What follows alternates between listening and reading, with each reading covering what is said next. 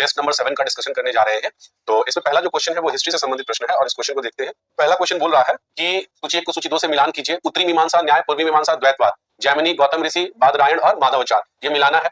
तो इसका ऑप्शन जो है ए सही है। आइए इसके डिस्कशन को पढ़ते हैं कि पूर्वी मीमांसा, उत्तरी मीमांसा ये है क्या। ये सब देखिए, ये सब आपके हिंदू वैदिक काल से संबंधित हैं जितने भी मीमांसाएं हैं। तो पूर्वी मीमांसा जो है इसके प्रवर्तक जैमिनियों को माना जाता है। यह कर्मकांड में विश्वास करता है। पूर्वी मीमांसा जो है इसके प्रवर्तक जैमिनीय है और यह कर्मकांड में विश्वास करता है। यदि सही विधि द्वारा कर्म किया जाएगा तो उसका फल हमेशा सही मिलेगा। इस पे ये आधारित इनकी अवधारणा है। उत्तरी मीमांसा जो है इसके प्रवर्तक जो है बादरायण है। उत्तरी मीमांसा के प्रवर्तक बादरायण है और यह आरण्यक एवं उपनिषदों पर आधारित है। मतलब ये भी आपके आरण्यक और उपनिषद यानी वैदिक साहित्य से ही संबंधित है। तो आरण्यक और उपनिषदों पर आधारित है। इसमें जो है रहस्यात्मक ज्ञान और दार्शनिक तत्वों पर बल दिया गया है।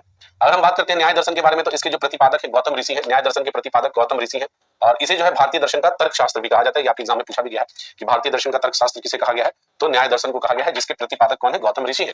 यह जो है अपनी ज्ञान मीमांसा के लिए प्रसिद्ध है। ज्ञान प्राप्ति के 4 साधन इनके अनुसार, एक है प्रत्यक्ष, दूसरा अनुमान, तीसरा उपमान और चौथा शब्द। इसके बाद करते हैं वैशेषिक दर्शन के बारे में। तो वैशेषिक दर्शन के बारे में समझ लीजिए। वैशेषिक दर्शन के प्रतिपादक जो है कणाद है या उलूक है और इसे जो है औलुक के दर्शन कहा गया है। इसमें जो है परमाणुवाद का सिद्धांत अंदर निहित है। योग जो है इसके प्रतिपादक पतंजलि है और पतंजलि के अनुसार कर्म में कुशलता लाना ही योग है। द्वैतवाद माधवाचार्य का दर्शन है। द्वैतवाद किसका दर्शन है, माधवाचार्य का दर्शन। अगला क्वेश्चन जो है आपसे, ये फिजिक्स का क्वेश्चन है, सॉरी ये आपके मैथ्स का क्वेश्चन है। इसके बाद आते हैं तीसरा क्वेश्चन जो है आपके, निम्नलिखित कथनों पर विचार कीजिए। उत्तर प्रदेश, बिहार, महाराष्ट्र, तमिलनाडु उपयुक्त राज्यों में से राज्यसभा की सीटों की संख्या के आकार के अनुक्रम में अवरोही क्रम में चुने। तो देखिए सबसे ज्यादा किसका है, उत्तर प्रदेश का है 31 है। उसके बाद जो है महाराष्ट्र का 19 है, तमिलनाडु का 18 है और बिहार का 16 है। बिहार और पश्चिम बंगाल दोनों का 16 है। बिहार और पश्चिम बंगाल दोनों का 16 है। ये दोनों का 16 है और जो कर्नाटक का है, कर्नाटक का जो है ये आपका 12 है। तो ये जो टॉप 5 स्टेट्स, 5 to 6 स्टेट्स है, उनकी राज्यसभा की सीटों का है। सबसे ज्यादा उत्तर प्रदेश है, उसके बाद महाराष्ट्र है, फिर तमिलनाडु है, फिर बिहार, पश्चिम बंगाल साथ साथ है 16 और कर्नाटक जो है ये 12 है। ठीक है। राज्यसभा के बारे में बात करते हैं तो इसका जो गठन है अनुच्छेद आपके 80 के तहत इसका गठन किया गया है और इसके बारे में कुछ तथ्यों को समझ लेते हैं कि राज्यसभा की जो संरचना है, इसका उल्लेख जो है अनुच्छेद 80 में की गई है और सदस्यता के लिए न्यूनतम उम्र की सीमा जो है इसमें 30 वर्ष है। ठीक है। आगे बात करते हैं जो चुनाव समानुपातिक प्रतिनिधित्व के एकल संक्रमणीय प्रणाली द्वारा होता है, इसमें जो चुनाव होता है और वर्तमान में यह संख्या जो है 245 है और अधिकतम इसकी संख्या जो हो सकती है 250 हो सकती है, लेकिन अभी वर्तमान में 245 है, जिसमें से 12 सदस्यों को राष्ट्रपति द्वारा मनोनीत किया जाएगा। राज्यसभा एक अस्थायी सदन है जो कभी भंग नहीं हो सकता है। इसके प्रत्येक 2 वर्षों में जो है 1/3 सदस्यों का जो है अवकाश प्राप्त किया जाता है। सदस्यों का जो कार्यकाल होता है 6 वर्ष होता है। 1/3 सदस्य प्रति 2 वर्ष बाद सेवानिवृत्त हो जाते हैं और इसका जिक्र जो किया गया है अनुच्छेद 83(1) में किया गया है। अगर हम बात करते हैं राज्यसभा के सभापति और उपसभापति के बारे में तो इनके लिए जो अनुच्छेद है वो 89 है और ये भारत के उपराष्ट्रपति और देखिए ये जो आपके सभापति होते हैं राज्यसभा के, इनके बारे में कथन है कि भारत का जो भी उपराष्ट्रपति होगा वो राज्यसभा का पदेन सभापति होगा। मंत्रिपरिषद द्वारा राज्यसभा के प्रति जो उत्तरदायित्व है वो नहीं होगी। तो मंत्रिपरिषद केवल लोकसभा के प्रति उत्तरदायी होती है, ना कि राज्यसभा के प्रति। मंत्रिपरिषद जो है सामूहिक रूप से केवल लोकसभा के प्रति उत्तरदायी होती है। राज्यसभा का जो गठन है पहली बार जो किया गया था, आपके एग्जाम में ये दोनों क्वेश्चन पूछा गया है। पहली बार जो किया गया था 3 अप्रैल 1952 को किया गया था। इसका पहला जो बैठक हुआ था वो 13 मई 1952 को हुआ था। राज्यसभा में जो प्रतिनिधित्व नहीं है, किसका किसका नहीं है, तो अंडमान निकोबार का नहीं है, चंडीगढ़ का नहीं है, दादर नागर हवेली का नहीं है, दमन द्वीप और लक्षद्वीप का नहीं है और नहीं होने का कारण जनसंख्या है, क्योंकि राज्यसभा के लिए जितनी सीटें होनी चाहिए, जनसंख्या होनी चाहिए, उतना इनका नहीं है। अगला क्वेश्चन है विशेष आहरण अधिकरण में निम्नलिखित में से कौन सी मुद्राएं शामिल है। तो ये मुद्राएं हैं आपका अमेरिकी डॉलर, जापानी येन, उसके बाद European euro, British pound Stalin और चीनी रेमनबी। तो देखिए जो एसडीआर है ये आईएमएफ के द्वारा, एसडीआर जो है ये आईएमएफ के द्वारा 1969 में अपनाने का निर्णय लिया गया था। 1969 में अपनाने का निर्णय लिया गया था। एसडीआर का मूल्य निर्धारण जो होता है बास्केट ऑफ करेंसी में शामिल मुद्राओं के औसत भार के आधार पर किया जाता है और वर्तमान में इस बास्केट करेंसी में 5 मुद्राएं हैं और ये आपके एग्जाम में बहुत बार पूछा गया है। मैं आपको बता दूं, इस एग्जाम में पूछा गया हो चाहे नहीं पूछा गया हो, तो ये परमादेश इसमें गलती से आ गई। अमेरिकी डॉलर है, फिर जापानी येन है, फिर यूरोपियन यूरो है, फिर ब्रिटिश पाउंड स्टर्लिन है और चीनी रेमनबी है। तो ये इसके 5 करेंसीज है। आईएमएफ के सदस्य देशों को एसडीआर का जो आवंटन है उनके द्वारा रखे गए ट्रेंच यानी कि रिजर्व कोष के आधार पर किया जाता है। एसडीआर धारिता के सापेक्ष आईएमएफ के 10 शीर्ष देश की हिस्सेदारी जो है और उनका वोटिंग प्रतिशत जो है इस प्रकार से है। इसको एक बार जरूर देखिएगा। सबसे ज्यादा जो है अमेरिका के पास है जो कि 17.42% का कोटा अपने साथ रखा है और वोटिंग शेयर इसके पास 16.49 का है। इसके बाद जापान है जो 6.47 इसका कोटा है और इसकी वोटिंग परसेंटेज जो है 6.14 है। इसके बाद चीन है, जर्मनी है, फ्रांस है, ब्रिटेन है, इटली है, भारत है और रूस है। तो याद रखिएगा भारत के नीचे रूस है और सबसे मतलब टॉप 10 में सबसे नीचे जो है ब्राजील है। तो भारत जो है 8वें नंबर पे है जिसकी कोटा जो है 2.75 है और इसमें वोटिंग परसेंटेज जो शेयर है वो 2.63 है। इसी प्रकार रूस का जो है 2.71 कोटा है और वोटिंग परसेंटेज जो है 2.59 है। तो ये आपके एग्जाम के पॉइंट ऑफ व्यू से इंपॉर्टेंट है। चलिए अगला क्वेश्चन है, सूची 1 को सूची 2 से सुमेलित कीजिए। परमादेश, बंदी प्रत्यक्षीकरण, अधिकार पृच्छता और उत्प्रेषण लेख। इधर है शब्दार्थिक अर्थ, किस आज्ञा पत्र या अधिकार से हमारा आदेश है प्रमाणित करने को और शरीर प्रस्तुत करना। तो देखिए ये मौलिक अधिकार जो है अनुच्छेद 12 से 35 के बीच में अगर आपका हनन जो मौलिक अधिकार है जिसका अनुच्छेद 12 से 35 है, अगर आपके मौलिक अधिकार का हनन होता है तो हर एक भारतीय सिटीजन के पास 2 रास्ते होते हैं, एक तो सीधे सीधे आप सुप्रीम कोर्ट चले जाइए या एक आप हाई कोर्ट जाइए। सुप्रीम कोर्ट जाइएगा तो अनुच्छेद 32 के माध्यम से जाइएगा, अनुच्छेद 32 खुद एक मौलिक अधिकार है जो आपके मौलिक अधिकारों की रक्षा करता है, और हाई कोर्ट में 226 के अनुच्छेद माध्यम से जाइएगा जो आपको आपके मौलिक अधिकार के हनन के प्रति एक रिट के द्वारा आपको मदद करता है। तो संवैधानिक उपचारों का अधिकार जो है अनुच्छेद 32 है, और संवैधानिक उपचारों के अधिकार को डॉक्टर भीमराव अम्बेडकर ने संविधान का आत्मा भी कहा था। अनुच्छेद 32 जो है इसके अंतर्गत मौलिक अधिकारों को परिवर्तित करने के लिए समुचित कार्रवाई एवं उचित द्वारा जो समुचित कार्रवाइयां हैं द्वारा उच्चतम न्यायालय में आवेदन करने के अधिकार को प्रदान करता है। और इसके तहत सर्वोच्च न्यायालय जो है 5 प्रकार के रेट को जारी करता है। जो पहला है बंदी प्रत्यक्षीकरण, अर्थात शरीर प्रस्तुत करना। इसमें होता है कि आप किसी भी व्यक्ति को कानूनी रूप से छोड़कर, अगर आप गैर कानूनी रूप से उसको निजी व्यक्ति हैं या आप सरकारी हैं और किसी व्यक्ति को अगर आप अरेस्ट कर रहे हैं तो आपको 24 घंटे के अंदर उसको न्यायालय के सामने लाना पड़ेगा या मजिस्ट्रेट के सामने लाना पड़ेगा, और आपके अगर इस तरह की कृत्य होगी तो उसको तुरंत छोड़ना पड़ेगा।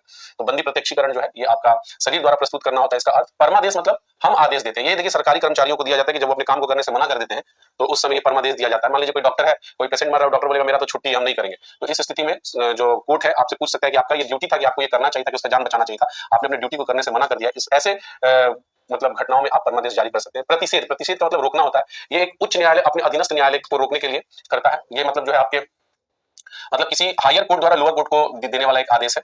उसी प्रकार उत्प्रेषण भी एक हायर कोर्ट द्वारा लोअर कोर्ट को देने वाला एक आदेश है। हायर कोर्ट अगर मान लीजिए सुप्रीम कोर्ट को मान रहे तो ये हाई कोर्ट को या सिविल कोर्ट को आदेश दे सकता है। अगर हायर कोर्ट हाई कोर्ट को मान रहे तो ये सिविल कोर्ट या किसी भी आपके ट्रिब्यूनल्स वगैरह को आदेश दे सकता है। तो ये दोनों ही प्रतिषेध और उत्प्रेषण जो है तो प्रतिषेध का अर्थ होता है रोकना और उत्प्रेषण का अर्थ होता है प्रमाणित होना। अधिकार परीक्षता होता है कि किस अधिकार से आप ये काम कर रहे हैं। मान लीजिए कि किसी के पास कोई पावर ही नहीं, सरकारी आदमी के पास, और वो आपसे वो जबरदस्ती वो काम कर रहा है। मान लीजिए कि जो एक उदाहरण दे देते हैं कि अगर कोई सड़क पे कोई सिपाही खड़ा है, उसको अधिकार नहीं कि वो आपकी गाड़ी का चाबी निकाले अगर आप गलती कर भी रहे हैं तो गाड़ी का चाबी निकाल लेता है। तो इस कंडीशन में मान लीजिए उसके अधिकार नहीं है। हाँ, 1 स्टार 2 स्टार अगर कोई अधिकारी है वो लोगों के पास अगर उस तरह का कुछ कृत्य आप किए तो वो कर सकते हैं, लेकिन ये लोग नहीं कर सकते। अगर ये कर देते तो आपको किसने ये अधिकार दिया था करने का? इस तरह से कोर्ट उनसे ये पूछता है। ठीक है, आइए कुछ कोर्ट जो आपके कोर्ट से संबंधित शब्दावलियां हैं उसके शब्दावलियों को समझते हैं। क्षमा का मतलब होता है ये पूर्णतः माफ कर देना। जैसे आपके राष्ट्रपति के पास मात्र एक अधिकार होता है कि वो पूर्णतः किसी भी दंड को माफ कर सकते हैं। ठीक है। लघुकरण का मतलब होता है सजा की प्रवृत्ति को बदलना, जैसे कि मृत्यु दंड को कठोर कारावास में बदल देना। परिहार का मतलब होता है सजा की अवधि को बदलना। परिहार का मतलब सजा की अवधि को बदलना। मान लीजिए 2 साल का आपको था तो वो अब 1 साल कर दिया गया। विराप का मतलब होता है विशेष परिस्थितियों की वजह से सजा को कम करना, जैसे शारीरिक अपंगता या गर्भावस्था में उनको कर देना। और प्रविलंबन का मतलब होता है किसी दंड को कुछ समय के लिए टालने की प्रक्रिया, जैसे फांसी को कुछ समय के लिए टाल देना। तो ये था आपका। चलिए अगला क्वेश्चन है आपसे, ये आपके ज्योग्राफी का क्वेश्चन है। मेनार आर्द्र भूमि जो है किस भारतीय राज्य में स्थित है? तो मेनार जो है ये आपके राजस्थान में स्थित है। तो मेनार आर्द्र भूमि है जिसे राजस्थान की पक्षी ग्राम भी कहा जाता है। ये उदयपुर राजस्थान में स्थित है। और रामसर सम्मेलन आर्द्र भूमियों के संरक्षण से संबंधित एक संधि है। रामसर जो है ये ईरान की एक नगर है, चूंकि इसमें पहली बार यहाँ पे जो बैठक हुई थी 2 फरवरी 1971 को यहाँ पे बैठक के बाद इस सम्मेलन की नींव पड़ी थी, और ये जो कार्य करना शुरू किया था 1975 से शुरू किया था। भारत ने रामसर संधि पर जो हस्ताक्षर है वो 1 फरवरी 1982 को किया था। और भारत की पहली जो रामसर स्थल है ये उड़ीसा में स्थित चिल्का झील है, और इसी के साथ केवलादेव पंछी अभ्यारण्य को भी रामसर स्थल में घोषित मतलब शामिल किया गया था या घोषणा की गई थी। अगर हम बात करते हैं विश्व में, तो विश्व आर्द्र भूमि दिवस जो है प्रत्येक वर्ष जो है 2 फरवरी को मनाया जाता है। इंपॉर्टेंट है। और भारत का सबसे बड़ा रामसर स्थल जो है ये सुंदरबन डेल्टा है, और सबसे छोटा जो है ये हिमाचल प्रदेश में स्थित आपका रेणुका झील है। अगर हम बात करते हैं आपसे दुनिया की पहली रामसर साइट के बारे में, तो दुनिया की पहली रामसर साइट जो है ये ऑस्ट्रेलिया में स्थित जो है कोबर्ग प्रायद्वीप था। चलिए कुछ रामसर साइट्स के बारे में बात कर लेते हैं जो भारत से संबंधित है, एग्जाम में पूछ सकता है। वाधवाना आर्द्र भूमि जो है ये गुजरात में है। खिजड़िया वन्यजीव अभ्यारण्य जो है ये भी आपके गुजरात में है।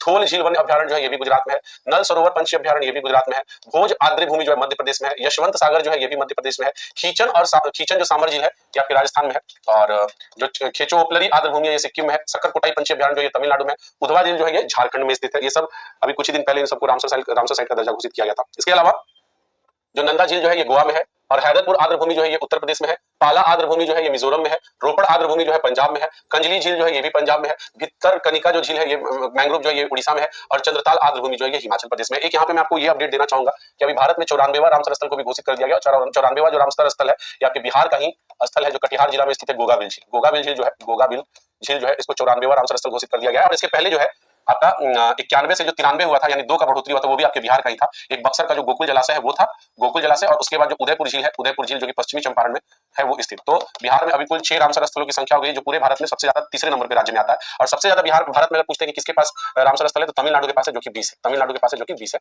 बिहार जो है तीसरे नंबर पर सबसे ज्यादा अपने साथ रामसर स्थल रखने वाला राज्य बन गया है। ये कुछ अपडेट थे। चलिए आगे बात करते हैं। भूमध्य रेखा और मकर रेखा जो है ये तीनों निम्नलिखित में से किस एक महाद्वीप से गुजरती है? ये बहुत एक पुराना क्वेश्चन है जो आपके एग्जाम में बहुत बार पूछा जा चुका है। अब तो हमको लगता है कि इसमें से पूछेगा कि कौन सी रेखा किन किन देशों से गुजरती है, अगर पूछना भी होगा तो उपयुक्त तीनों रेखाएं अफ्रीका महाद्वीप से गुजरती है और अफ्रीका महाद्वीप जो है विश्व का दूसरा सबसे बड़ा महाद्वीप है।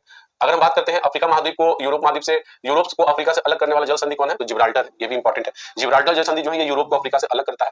अफ्रीका महाद्वीप की सबसे बड़ी जो झील जो है ये विक्टोरिया है और विक्टोरिया जो झील है यही झील जो है विश्व रेखा से गुजरते हुए विश्व की सबसे लंबी नदी यानी कि नील नदी का निर्माण करती है। तो नील नदी का पानी कहां से आता है? तो विक्टोरिया झील से आता है और विक्टोरिया झील जो है ये अफ्रीका महाद्वीप की सबसे बड़ी झील है, ठीक है, जो कि विश्व रेखा से गुजरती है। तो ये विक्टोरिया झील किससे गुजरती है? विश्व रेखा से गुजरती है। अफ्रीका की कांगो नदी जो है ये भी विश्व रेखा को और लिम्पोपो नदी जो है ये मकर रेखा को दो बार काटती है। तो याद रखिएगा अफ्रीका की कांगो नदी विश्व रेखा को 2 बार और जो लिम्पोपो नदी है ये मकर रेखा को 2 बार काटती है, ठीक है।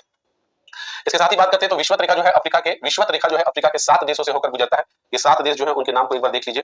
ये 7 देशों में पहला नाम जो है आपका सोमालिया है, फिर केन्या है, फिर युगांडा है, फिर डेमोक्रेटिक रिपब्लिक ऑफ कांगो है, गेबॉन है। तो 1 2 3 4 5 6, अच्छा 6 हुआ। 7वां को आप लिख लीजिए, हम लिखवा देते हैं। साओ टोम और प्रिंसेप जो है साओ टोम जो साओ टोम प्रिंसिप जो है ये 7वां देश हो जाएगा, जिससे ये आपका जो विश्व रेखा है वो गुजरता है। मकर रेखा के बारे में अगर बात करते हैं तो मकर रेखा मेडागास्कर, मोजाम्बिक, दक्षिण अफ्रीका, बोत्सवाना, नामीबिया से गुजरती है। और अगर कर्क रेखा की बात करते हैं तो कर्क रेखा जो है ये आपके मिस्र से, लीबिया से, नाइजर से, अल्जीरिया से, माली से, मारितानिया से और पश्चिमी सहारा राज्यों से गुजरती है। नील नदी का उद्गम जो है ये विक्टोरिया झील है और आसवन जो बांध है ये एग्जाम में पूछा गया है। आसवन बांध जो है ये नील नदी पर ही स्थित है। अफ्रीका में जो है उष्ण घास के मैदान को सवाना कहा जाता है और शीतोष्ण घास के मैदान को विल्ड कहा जाता है। ये भी आपके एग्जाम में विल्ड वाला पूछा गया है। अफ्रीका का सबसे लंबा रेल मार्ग जो है ये आपके काहिरा है, ठीक है। चलिए अगले प्रश्न की ओर बढ़ते हैं। महाधिवक्ता की नियुक्ति जो है उच्च न्यायालय के मुख्य न्यायाधीश द्वारा की जाती है। बिल्कुल गलत बात है। महाधिवक्ता की नियुक्ति जो होती है राज्यपाल द्वारा की जाती है। महाधिवक्ता बनने के लिए उच्च न्यायालय के न्यायाधीश बनने की योग्यता होनी चाहिए, बिल्कुल सही है। तो इसे पूछता है कि ए और आर दोनों सही है तथा आर ए का सही व्याख्या करता है। ए और आर दोनों सही है लेकिन आर ए का सही व्याख्या नहीं करता। ए सही है, ए गलत है, तो डी वाला हो जाएगा। ए गलत है बिल्कुल। देखिए महाधिवक्ता जो होता है ये अनुच्छेद 165 के तहत आता है। तो भारतीय संविधान के अनुच्छेद 165 में राज्य के महाधिवक्ता की व्यवस्था की गई और ये राज्य का सर्वोच्च कानूनी अधिकारी होता है, ठीक है। सर्वोच्च कानूनी अधिकारी जो होता है महाधिवक्ता को राज्य में कहते हैं और केंद्र में जो उसको बोलते हैं, भारत में अगर आपको बोला जाएगा तो महान्यायवादी हो जाएगा, ठीक है। महान्यायवादी यह भारत के महान्यायवादी का अनुपूरक होता है, जो जैसे केंद्र में महान्यायवादी होता है, राज्य में महाधिवक्ता होता है।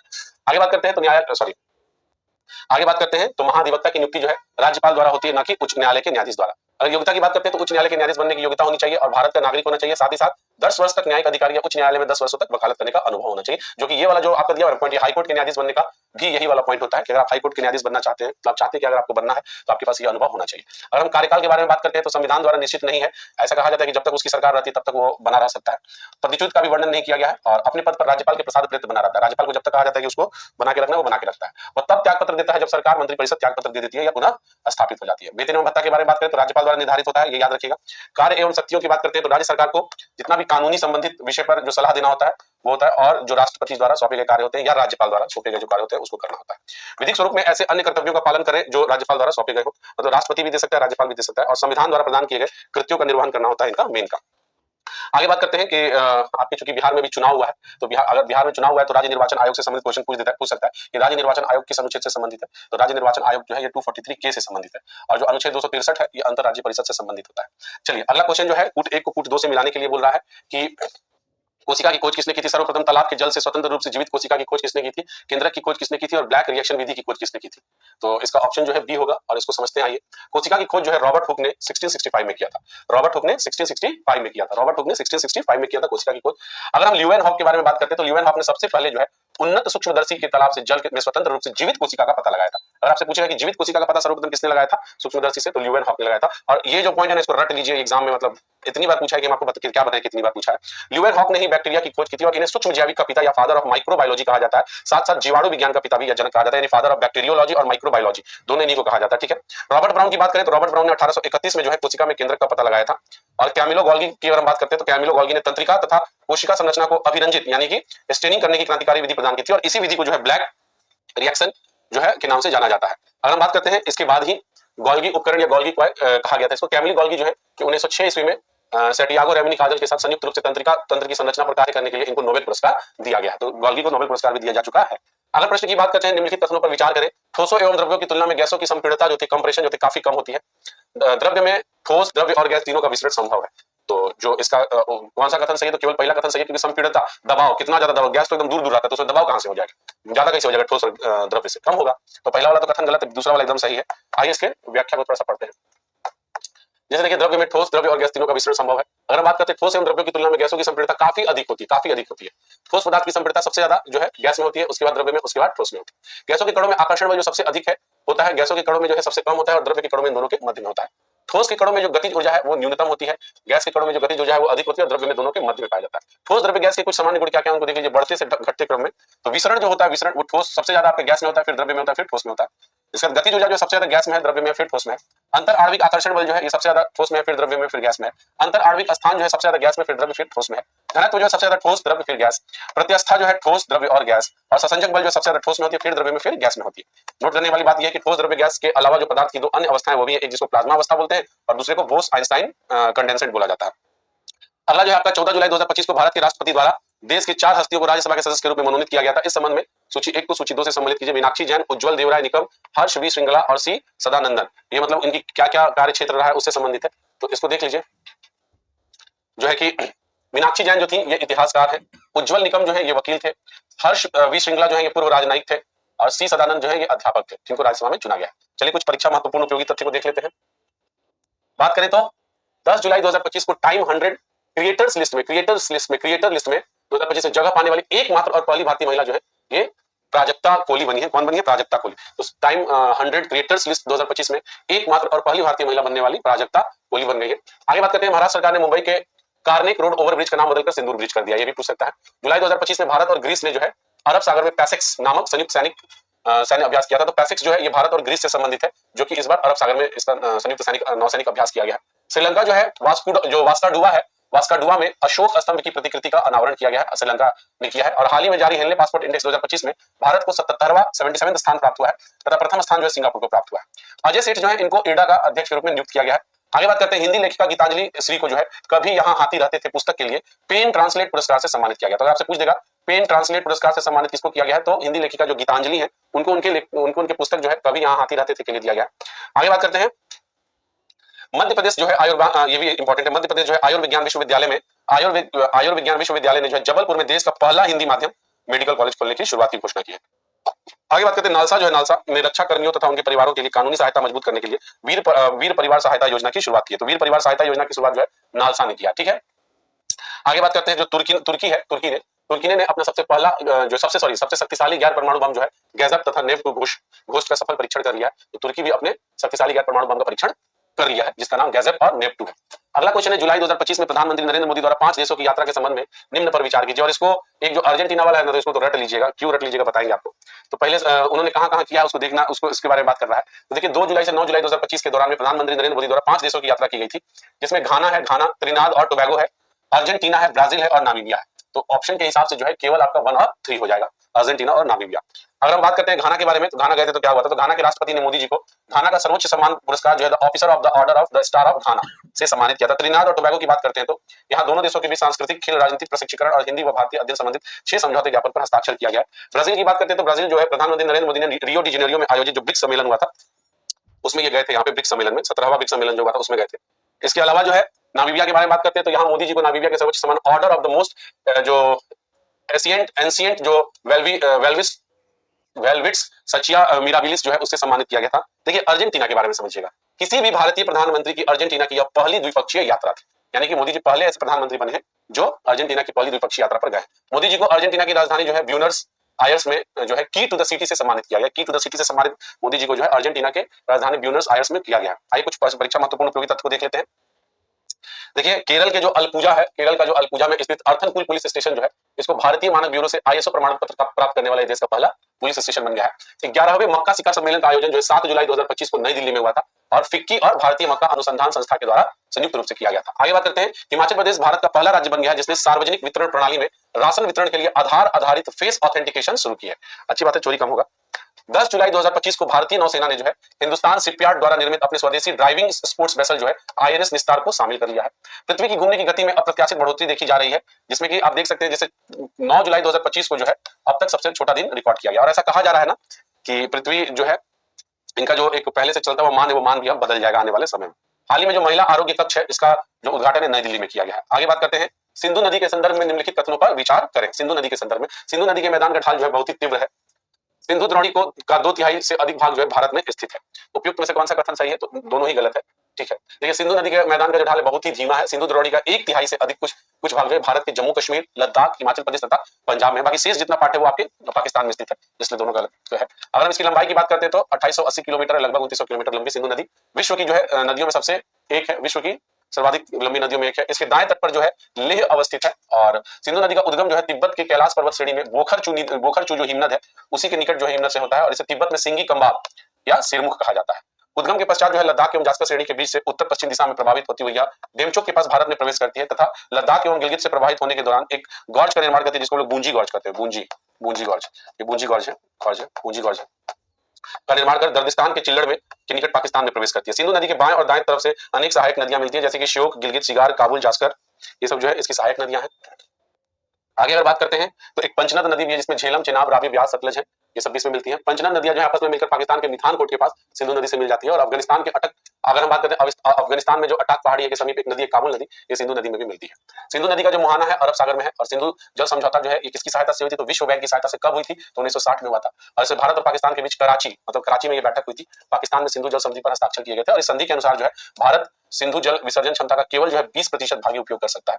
सिंधु नदी तंत्र की 3 पूर्व जो नदियां हैं रावी, सतलज और ब्यास, ये जो है भारत उपयोग करेगा और भारत को इसमें पूरा भारत का अधिकार होगा, जबकि 3 नदियां जो है चिनाब, सिंधु और झेलम, ऐसे याद कर सकते हैं। CJI chief justice of India होता है ना, तो सी से आपका झेलम हो जाएगा, सॉरी चिनाब हो जाएगा और जे से आपका झेलम और आई से CJI, सिंधु, झेलम और आपका जो ये है वो हो जाएगा। ठीक है, चलिए इसमें अगर हम बात करते हैं हाल में अप्रैल 2025 में भारत और जम्मू कश्मीर के पहलगाम, भारत ने जो जम्मू कश्मीर में पहलगाम आक्रमण जो हुआ था आतंकी हमला, उसके बाद सिंधु जल समझौते को स्थगित कर दिया था। ठीक है, आगे बात करते हैं। 14 नंबर जो क्वेश्चन है, निम्नलिखित में से कौन सा युग्म सही सुमेलित नहीं है? तमिल 2004 में शास्त्रीय भाषा का दर्जा दिया गया था, बिल्कुल सही है। तेलुगु जो है 2008 में दिया गया था, बिल्कुल सही है। असमिया जो है 2020 में नहीं दिया गया है बल्कि इसको 2024 में दिया गया है, 2024 में। तो 2024 में टोटल 5 भाषाओं को ये दिया गया दर्जा। तो असमिया जो भाषा है नेपाली एवं संस्कृत 2024 बिल्कुल सही है। तो देखिए असमिया भाषा को शास्त्रीय भाषा का जो दर्जा दिया गया है 2024 में दिया गया है, ना कि 2020 में। अगर हम बात करते हैं शास्त्रीय दर्जा के बारे में कि इसके लिए जो मानदंड तय किया गया था, कब शुरू किया गया था तो 2006 में। हालांकि इसके पहले 2 भाषाओं को शास्त्रीय भाषा का दर्जा दे दिया गया है, एक तमिल और एक संस्कृत को। तो वर्ष 2019 तक जो है, या आप ऐसे बोल सकते हो 2014 तक जो है 6 भाषाओं को शास्त्रीय भाषा का दर्जा दिया गया था, जो कि 2024 में 5 नई भाषाओं के जुड़ने के बाद 11 हो गया था। तो आइए इसको एक बार देख लिया जाए, कौन कौन सा भाषा शास्त्रीय भाषा के दर्जा में शामिल हो गया है। सबसे पहले जो है 2004 में तमिल हुआ था, फिर संस्कृत जो है 2005 में हुआ था, तेलुगु जो है 2008 में हुआ था, कन्नड़ जो है ये 2008 में हुआ था, मलयालम जो है 2013 में हुआ था, उड़िया जो आपके 2014 में हुआ था, मराठी, पाली, प्राकृत, असमिया, बंगाली ये सब आपके 2024 में हुआ है। तो 5 भाषा को 2024 में शामिल किया गया। शास्त्रीय भाषा का दर्जा है तो मानदंड जो है 1500 से 2000 वर्ष पुराने प्रारंभिक ग्रंथों में दर्ज होना चाहिए, जो पीढ़ी दर पीढ़ी इसका बेशकीमती माने, और एक साहित्यिक परंपरा है जो मौलिक हो और दूसरे भाषा से उधार न लिया गया हो, इस प्रकार की इसकी प्रवृत्ति होनी चाहिए। अगला क्वेश्चन इंग्लिश है, उसके बाद आइए भारतीय संगीत से संबंधित घराने के बारे में अगर बात करते हैं तो रंगीला घराना के नाम से किसको जाना जाता है? तो रंगीला घराना के नाम से जो है आपके आगरा घराना को जाना जाता है, आगरा घराना को। तो आगरे घराने को ही जो है रंगीला घराना के नाम से जाना जाता है। और संगीत में जो घराना शब्द है जिसका अर्थ परंपरा, कुटुंब, वंश परंपरा, परिवार आदि होता है और यह रीति या शैली का ही दूसरा नाम होता है। कर्नाटक संगीत जो है मूलतः स्वदेशी संगीत है, जबकि हिंदुस्तानी संगीत पर अरेबियन, ईरानी, तुरानी, अफगानिस्तानी प्रभाव देखा जा सकता है। आगरा घराना जो है श्रृंगार, प्रेम, भक्ति के लिए विशेष रूप से जाना जाता है, इसी कारण इसको रंगीला घराना भी कहते हैं। कर्नाटक संगीत के जो त्रिमूर्ति या त्रिमणि है, उनको कर्नाटक संगीत के वो त्यागराज है, मुत्तुस्वामी है, मुत्तुस्वामी दीक्षितार है और श्याम शास्त्री है। आइए कुछ प्रमुख घराने के जो संबंधित व्यक्ति हैं उनको देख लिया जाए। जैसे कि ग्वालियर घराना से संबंधित कौन कौन है? तो बालकृष्ण है, मालिनी राजकुमार है, बालचल कर्मर है, ओम ठाकुर है। आगरा घराने से संबंधित जो है फयाज खान है, लताफत खान है, दिनकर किकनी है। किराना घराने से प्रभा आत्रे है, गंगूबाई है, भीमसेन जोशी है, बेगम अख्तर है। बनारस घराना से राजन मिश्रा है, साजन मिश्रा है। पटियाला घराना से बड़े गुलाम अली खान, द मुनावर अली खान है। दिल्ली घराना से नासिर अहमद खान है, चांद खान है, उस्मान खान है, इकबाल अहमद खान है। मेवाती घराना से जो है मोतीराम है, मनीराम है, प्रताप नारायण है, ये सब इत्यादि है। आगे बात करते हैं तो ऑस्ट्रिया के राजकुमार आर्क ड्यूक जो फर्डिनेंड है, इनकी हत्या कब हुई थी? तो आर्क ड्यूक फर्डिनेंड की हत्या जो है ये आपके 28 जून 1914 को हुई थी, जो कि प्रथम विश्व युद्ध का तत्कालिक कारण बना था। आइए से थोड़े से एक्सप्लेनेशन को देखते हैं। तो ऑस्ट्रिया के राजकुमार जो है आर्क ड्यूक फर्डिनेंड, इनकी हत्या जो है 28 जून 1914 को हुई थी। और आर्क ड्यूक फर्डिनेंड जो है अपनी पत्नी के साथ जब बोस्निया की राजधानी जो है साराजेवो में घूमने गए थे, तो वहीं पर 28 जून 1914 को है वहां पे इनकी हत्या हो गई थी। और ऑस्ट्रिया ने इस घटना के लिए जो है सर्बिया को जिम्मेदार ठहराते हुए उसके समक्ष कुछ मांगे रखी, जिसे सर्बिया ने अस्वीकार कर दिया था। फलतः जो है ऑस्ट्रिया ने 28 जुलाई यानी 1 महीने बाद 1914 को सर्बिया के खिलाफ युद्ध की घोषणा कर दी, जिसमें रूस ने पूर्णतः सहायता देने का वचन किया था। इस प्रकार आर्क ड्यूक फर्डिनेंड की हत्या और ऑस्ट्रिया द्वारा सर्बिया पर आक्रमण को प्रथम विश्व युद्ध का तत्कालिक कारण माना जाता है। प्रथम विश्व युद्ध की बात करते हैं तो 1914 से 18 तक चला था और मार्च 1918 में जर्मनी और रूस के बीच जो है ब्रेस्ट-लिटोव्स्क की शांति संधि हुई थी, जिसके बाद प्रथम रूस विश्व युद्ध से अलग हो गया था। आगे बात करते हैं तो ये आपके मैथ्स का क्वेश्चन है,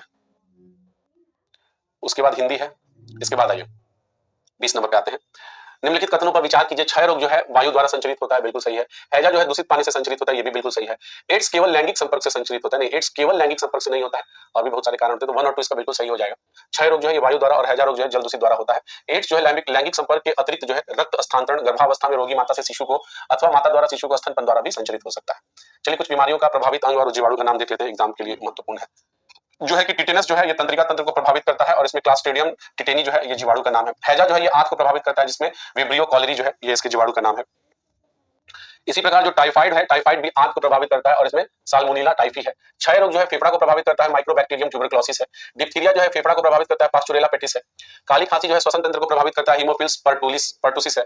निमोनिया जो है फेफड़ा को प्रभावित करता है, डिप्लोकोकस न्यूमोनी है। कोड़ जो है तंत्रिका तंत्र को प्रभावित करता है, और को बैक्टीरियम लिप्री है। गोनोरिया जो है मूत्र मार्ग को प्रभावित करता है, और नाइसेरिया गोनोरिया है। सिफिलिस जो है सीसन को प्रभावित करता है, और टेपोनोमा पैलिडम इसका जो है जीवाणु का नाम है। चलिए अगले कथन की ओर पढ़ते हैं। निम्नलिखित कथनों पर विचार कीजिए। न्यूरॉन्स जो है उद्दीपनशील कोशिकाएं हैं, बिल्कुल सही बात है। दूसरा जो है न्यूरॉन्स की झिल्ली ध्रुवीय अवस्था में रहती है, तो ये भी बिल्कुल इसका सही है। आइए इसके थोड़ा सा व्याख्या को पढ़ते हैं।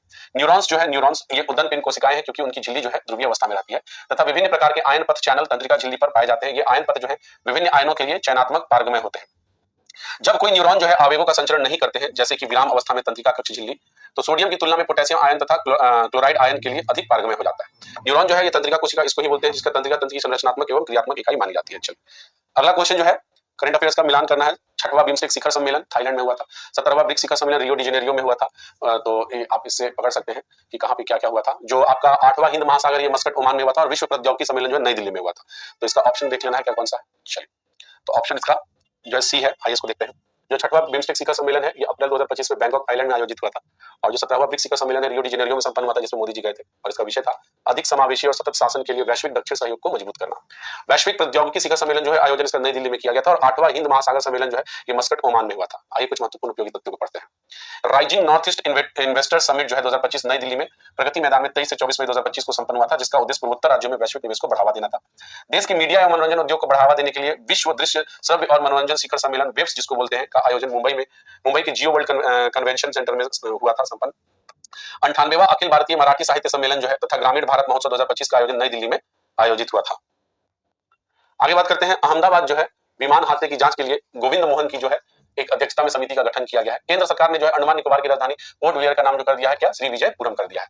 23वें विधि आयोग के अध्यक्ष बने तो दिनेश माहेश्वरी है, इनको बनाया गया है। और हाल ही में दीपक बांग्ला ने अटल नवाचार मिशन के मिशन निदेशक का पदभार संभाला है। 2 जुलाई 2025 को WHO ने विश्व भर के देशों से तंबाकू, शराब, शर्करा युक्त पेय पदार्थों पर कर बढ़ाने का आह्वान कर दिया और इसके लिए 3.35 पल की शुरुआत की है। पुणे के जो बाजीराव पेशवा हैं उनकी प्रथम प्रतिमा का अनावरण गृहमंत्री अमित शाह ने किया, गृहमंत्री ने। आगे बात करते हैं तो रूस जो है 3 जुलाई 2025 को अफगानिस्तान की तालिबान सरकार को मान्यता देने वाला प्रथम देश बन गया है। सागरमाला फाइनेंस कॉर्पोरेशन लिमिटेड को केंद्रीय बंदरगाह, जहाजरानी और जलमार्ग मंत्री सर्बानंद सोनोवाल ने NBFC का दर्जा दे दिया है। 19 जुलाई 2025 को युवा आध्यात्मिक शिखर सम्मेलन का जो आयोजन है वाराणसी में संपन्न हुआ है, जिसका विषय था विकसित भारत के लिए नशा मुक्त युवा। आगे बात करते हैं स्वच्छ सर्वेक्षण 2024-25 के संदर्भ में निम्नलिखित कथनों पर विचार कीजिए। राष्ट्रपति द्रौपदी मुर्मू ने नई दिल्ली में विज्ञान भवन में स्वच्छ सर्वेक्षण 2024-25 में आयोजन समारोह में भाग लिया था। यह कार्यक्रम स्वच्छता मंत्रालय द्वारा आयोजित की जाती है और गया जी ने स्वच्छता सर्वेक्षण 2024-25 में ODF++ का दर्जा प्राप्त किया। निम्न कथनों को चुनें। कथन केवल 1, कथन 1, 2, कथन 2, 3, कथन 1 और 3। तो इसमें जो है आपका जो ऑप्शन डी है वो बिल्कुल सही है। देखिए स्वच्छ सर्वेक्षण 2024-25 का आयोजन जो है आवासन और शहरी कार्य मंत्रालय द्वारा किया गया है। स्वच्छ सर्वेक्षण 2024-25 संबंधित महत्वपूर्ण तथ्य देख लीजिए। इसमें यह जो 9वां संस्करण था और इसमें कई महत्वपूर्ण परिवर्तन किए गए थे, जिसमें जो है सुपर स्वच्छ लीग की शुरुआत की गई थी। सुपर स्वच्छ लीग और सुपर स्वच्छ लीग श्रेणी में जो है इंदौर, सूरत, नवी मुंबई जैसे निरंतर अव्वल रहने वाले शहरों को राष्ट्रीय रैंकिंग में शामिल किया गया है, बाहर नहीं किया गया, शामिल किया गया। इस वर्ष की थीम जो थी रिड्यूस, रीयूज और रिसाइकिल थी। राज्य और केंद्र शासित प्रदेशों के 34 शहरों को जो है प्रॉमिसिंग क्लीन सिटीज अवार्ड से सम्मानित किया गया। और आइए देखते हैं किसको कौन सा सम्मान दिया गया। सुपर स्वच्छ लीग में इंदौर, सूरत और नवी मुंबई विजेता रहा है। मिलियंस प्लस श्रेणी में जो है अहमदाबाद है। अन्य अग्रणी श्रेणी में जो है भोपाल, लखनऊ, जबलपुर है। स्वच्छ महाकुंभ 2025 में प्रयागराज है। सबसे स्वच्छ गंगा शहर में भी प्रयागराज है। सफाई मित्र सुरक्षित शहर में विशाखापट्टनम, जबलपुर, गोरखपुर है। स्वच्छ छावनी बोर्ड में सिकंदराबाद है। अगर बात करते हैं पटना का, तो पटना नगर निगम को 10 लाख से अधिक वाले आबादी शहरों में 21वां स्थान मिला तथा गया जी को 3 से 10 लाख की आबादी वाले में शहरों में राष्ट्रीय स्तर पर 27वां स्थान प्राप्त हुआ है तथा बिहार में यह प्रथम स्थान प्राप्त हुआ है। पटना को जो है वाटर प्लस सर्टिफिकेट दिया गया है और गार्बेज फ्री सिटी में 3 स्टार रेटिंग दी गई है। भागलपुर तथा सुपौल को गार्बेज फ्री सिटी श्रेणी में 1 स्टार रेटिंग मिला है। भागलपुर और सुपौल को 1 स्टार मिला, जबकि पटना को जो है वाटर प्लस सर्टिफिकेट और गार्बेज फ्री सिटी में 3 स्टार दिया गया है। आगे निम्नलिखित में से भिन्न चयन का, चाहे ये हिंदी है, इसका मैथ्स है। आइए अगले क्वेश्चन पर बढ़ते हैं। ज्योतिबाई फुले के संबंध में निम्न कथनों पर विचार कीजिए। सत्यशोधक समाज की स्थापना जो 1872 में की गई थी। ज्योतिबाई फुले ने गुलामगिरी नामक पुस्तक की रचना 1778 में किया था। इन्हें सबसे पहले महात्मा की उपाधि दी गई थी। निम्न में से कौन सा कथन जो है असत्य है? तो इसमें जो आपका फर्स्ट और सेकंड दोनों ही असत्य दिख रहा है। देखिए ज्योतिबाई फुले जो है निम्न जातीय आंदोलन के प्रणेता माने जाते हैं और इनका जन्म जो है महाराष्ट्र में 1827 में हुआ था। ज्योतिबाई फुले जो है माली जाति से संबंधित थे और इनकी माता का नाम जो है चिमनाबाई और पिता का नाम जो है गोविंद राय था। इनकी माता के देहांत जब ये 1 साल के थे उसी समय हो गया था। ज्योतिबाई फुले का विवाह जो है 14 वर्ष की आयु में 8 वर्ष की कन्या जो सावित्रीबाई फुले थे उनसे हो गया था।